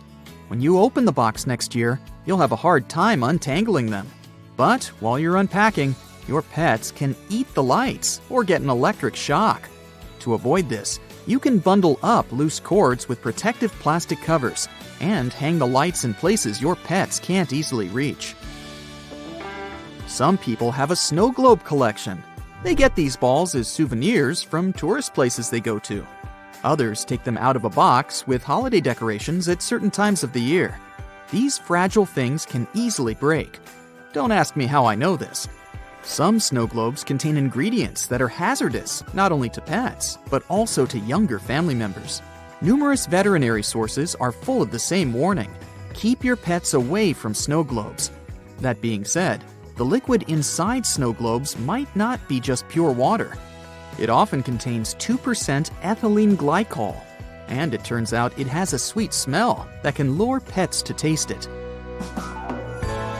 Number 4 is about Christmas trees and how they can turn into pet-friendly decor. Vets say that artificial trees and garlands can be safer than real ones. These trees don't carry the outdoor scent with them, so smell-wise, they don't attract your pets that much. Here, the important part is not to buy a flocked or snow-covered artificial tree. These sprinkles, again, can be harmful to pets. If you're not into buying artificial trees, you can attach a fishing line to the tree and hang it on the ceiling to stabilize it. As for the water for the tree, your pet might want to taste it. It's best not to add aspirin or other things to this water. You can cover the reservoir with foil to keep your animals away. Lastly, you can temporarily put a large water bowl in the same room as the tree. If your pet gets thirsty, they can go to their bowl instead of the reservoir. You can consider putting a barrier in front of the tree to make it less accessible. But some cats are wild. They'll just take it as a challenge, and they'll easily get over most obstacles. Yet, most of them don't want to bother with double-sided sticky tape. You can try that. When I talked about snow globes, it included magnets too. I wonder whether magnets can be dangerous for pets. We use them for various purposes in our homes. For starters, with their help, we showcase our photos or notes on the fridge door. Our four-pawed friends can easily get their paws on it. These fridge magnets might not be as harmful as so-called rare earth magnets, though. Neodymium magnets, for example, are the real danger. These kinds of magnets are very powerful. If you accidentally pinch your body parts, they can injure you. Imagine these magnets as warriors. When they get too close to each other, they can strike with a super force to chip and shatter regular magnets. You wouldn't want that type of magnet near your pets or little members of your family. Rare earth magnets are normally used in stuff like hard disks, locks for doors, or headphones, but they're also used as toys. These magnets aren't especially toxic, so if your dog accidentally eats one of them, the magnet may leave its body in a natural way. But what if it eats two super powerful magnets? I don't want to get into the details of this scenario. The intestines loop back and forth in the abdomen, and if these magnets get too close to each other, yeah. Apparently, pennies made later than 1982 are also hazardous. They contain high levels of zinc. You might think, isn't zinc an essential mineral for our body? Yes, for growth, wound healing, and many more aspects. Yet, the body needs a small amount of zinc. Too much can cause poisoning. Zinc is found in many metal objects, such as bolts, zippers, and jewelry. If you live in the US, you should know that pennies minted after 1982 have zinc cores covered in copper plating. One of the most common causes of zinc poisoning in pets is these pennies. Household plants and flower bouquets can also be dangerous. Let's say you have a bouquet of tulips that you want to keep, and your cat looks so funny trying to push the vase off the table. You shouldn't let curiosity get the best of your cat. Aloe vera, Daphne, daylily, oh, the list is long. The moral of the story is, kittens are curious and shouldn't eat plants or flowers because they can be toxic for their fluffy bodies. The next one is batteries. The acidic material inside them can leak if they get blasted. Imagine your dog chewing them accidentally. Severe consequences and immediate surgery would be the next step. When I say batteries, I also mean stuff like remotes, watches, and hearing aids. They're also powered by batteries. The next item on the list is food. Yeah, I know how hard it can be sometimes to eat while your pet gives you the look, "I want to taste that too! Give me a bite, human, please!" Okay, allow me to explain the dangers so that you can resist the temptation to share your food with your bestie. Avocado is toxic to birds and rabbits. Apple seeds and almonds are bad for hamsters. One myth is that rabbits eat lettuce, but in reality, you shouldn't include some types of lettuce in their diet. For example, iceberg lettuce. It contains lactocarium. It can be harmful if your animal eats too much of it. Another myth is that cats should drink milk. Nope. Cow's milk is not good for cats because, surprise, most cats are lactose intolerant. Chocolate, garlic, grapes, and raisins can also be dangerous to pets. How toxic something is depends on several factors, like the species of your pet and how much of the potentially harmful thing the animal has eaten. At the end of the day, you know your pet better than anyone. You probably already know how long it takes them to visit their litter box or how it smells. So always be prepared. Watch your pet's behavior. Do they have a decreased appetite? It's best to play it safe. When I say pets, I picture animals like dogs, cats, and hamsters. But some people have exotic pets, such as bears, owls, or crocodiles. The Global Federation of Animal Sanctuaries believes that 5,000 tigers are held by people in the United States alone. This number includes zoos, but the majority of them live with private owners. Mountain lions are also commonly seen among exotic pets. Maybe this is why from time to time, we encounter news telling us that something went wrong with private owners of wild animals. Do you have a pet? If you do, what's their name? Why not let us know in the comments? Hey, welcome to Earth 2050. You're living in a world after the great temperature shift of 2020. Days are as hot as they can be, and nights are just as cold. Humans have always depended on the environment, but now they're more vulnerable than ever. Fuel, money, precious metals all lost their value in a world where ice costs more than gold during the day, and you can exchange a brand new designer watch for an electric blanket at night. You don't remember the world that used to be because you were born in the new climatic era. You were lucky to find a good job right after college. The company you work for sells bottled water. When it's 100 degrees plus outside during the day, bottled water is on top of world sales. The antiperspirant business is booming too. People can easily go through 2 sticks a week. You wake up at 6:30 when it's still cold. The sun comes up in half an hour, and the shift will follow shortly after. There's a half-hour window between 7 and 7:30 when temperatures are pretty moderate, like spring in the old times. Most of the day, from 7:30 a.m. to 7:30 p.m., is like living in an oven.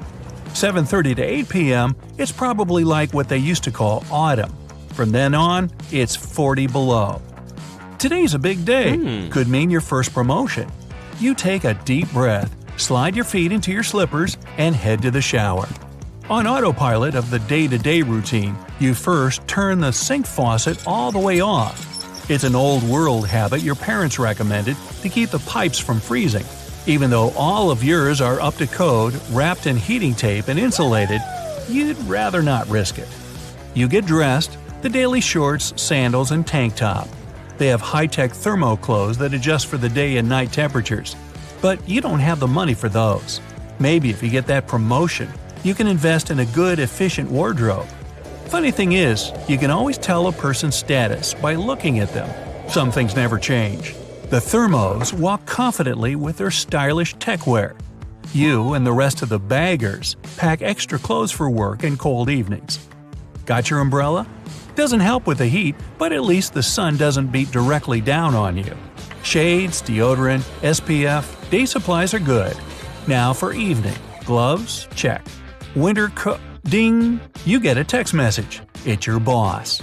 You're coming in a little earlier today to set up for the presentation, right? You text her back and head to the kitchen for breakfast. Coffee's a luxury. Same goes for fruits and veggies. Unless you grow them at home, but your personal greenhouse is pretty modest. Tomatoes, corn, some melons, and lettuce.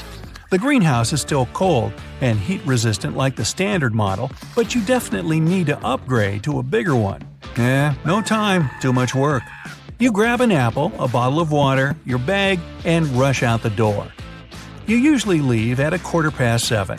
It's a 15-minute walk to the office, just enough to beat the heat. But you're out shortly after sunrise today. There are thousands of people on the street. Everyone tries to stay indoors unless it's during those 30-minute pockets of moderate weather. Even with the crowd traffic, you still get to the office just in time to set up for the big presentation. You majored in water manufacturing and distribution. When you told your boss about this idea of yours, she immediately invited the bigwigs to hear you out. It could cut the price of bottled water in half and put the company in the history books. You hurry to the locker room to change into your suit. The presentation goes great, despite your nervousness.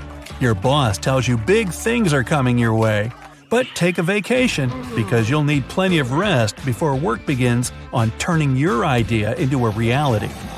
You go online to see your options. People don't vacation to the beach anymore because the climate is pretty much the same everywhere. That, and you can't fly anywhere. Air travel is a thing of the past, since planes can't take off in 100-degree weather. High heat means air is thinner, so the wings can't produce lift. At least, that's what your granddad told you. He was a pilot in the times before the shift. Skiing, ice skating, and snowboarding are now done only at indoor artificial snow resorts. Now that sounds refreshing. You finish work at 4 p.m. You think about going straight home, but you're in such a good mood, you decide to go for a stroll in the park. Gotta change back into your shorts and tank first. You walk along the empty streets. Hardly anyone just hoofs around in the heat of the day. Whew! You immediately understand why. You look at the city. Short groundscapers line the streets. Skyscrapers are no more. The huge temperature fluctuation between day and night made them unstable and wore them down. Plus, skyscrapers trap heat and make the city hotter, something nobody needs in this new age. You look at the rooftops, covered in solar panels. Everything runs on sun power: cars, public transport, central heating and cooling. The sun may feel like your worst enemy during the day, but at least it helps keep you warm inside at night. The park looks nice from afar. Trees, bushes, green grass, and flowers. But everybody knows they aren't real. Unless plants are in a greenhouse, they're artificial. The daytime heat would scorch and dry them up. The blistering cold would freeze them overnight. You sit down on a bench and hear two old men talking about how different the world is today. The landscape changed so much. Ponds and lakes evaporated entirely within a few months. They reminisce about fishing trips, farms, and fields. Yeah, only desert animals made it through the shift. You can see coyotes, roadrunners, lizards, and scorpions if you head far enough out of the city. Camels have replaced cows and horses on every continent. 30 years of the new climatic era aren't enough for evolution to make any big changes, but people have already started to look different too. Skin is getting thicker and rougher to deal with the temperature fluctuations. Eyebrows are bushier to keep the sweat on your forehead from rolling down into the eyes. One of the old men looks at his watch. 7:30. We gotta skedaddle, Jim. It's 7:30 already? You've already wandered far from your house. You open your bag and dig for your pants, gloves, boots, and where's your winter coat? You keep digging. Panic rises in your chest. You start throwing things out of your bag, desperately hoping it's buried at the bottom. No such luck. You get a chill down your spine. Fear? Yes. But also because it's already cooling down.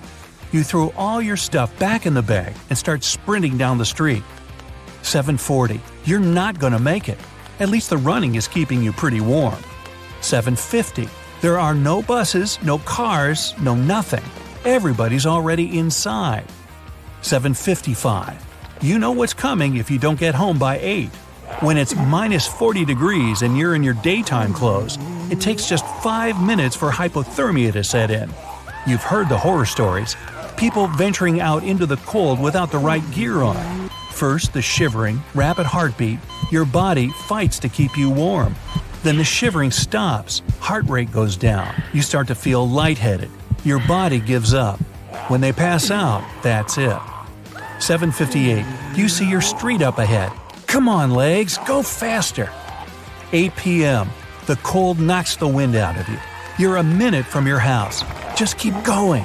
The air stings your lungs. Your eyelashes get covered in ice. Your nose is bright red. Is this it? This is how you go? 8:01. You burst through your front door and fall to the floor. Made it. You open your eyes, and the first thing you see is your winter coat hanging on the back of your desk chair. You can't help but burst out in laughter at your carelessness. This day that started out so perfectly, yet turned so quickly, like day and night. I really do need that vacation. That's it for today. So hey, if you pacified your curiosity, then give the video a like and share it with your friends. Or if you want more, just click on these videos and stay on the bright side.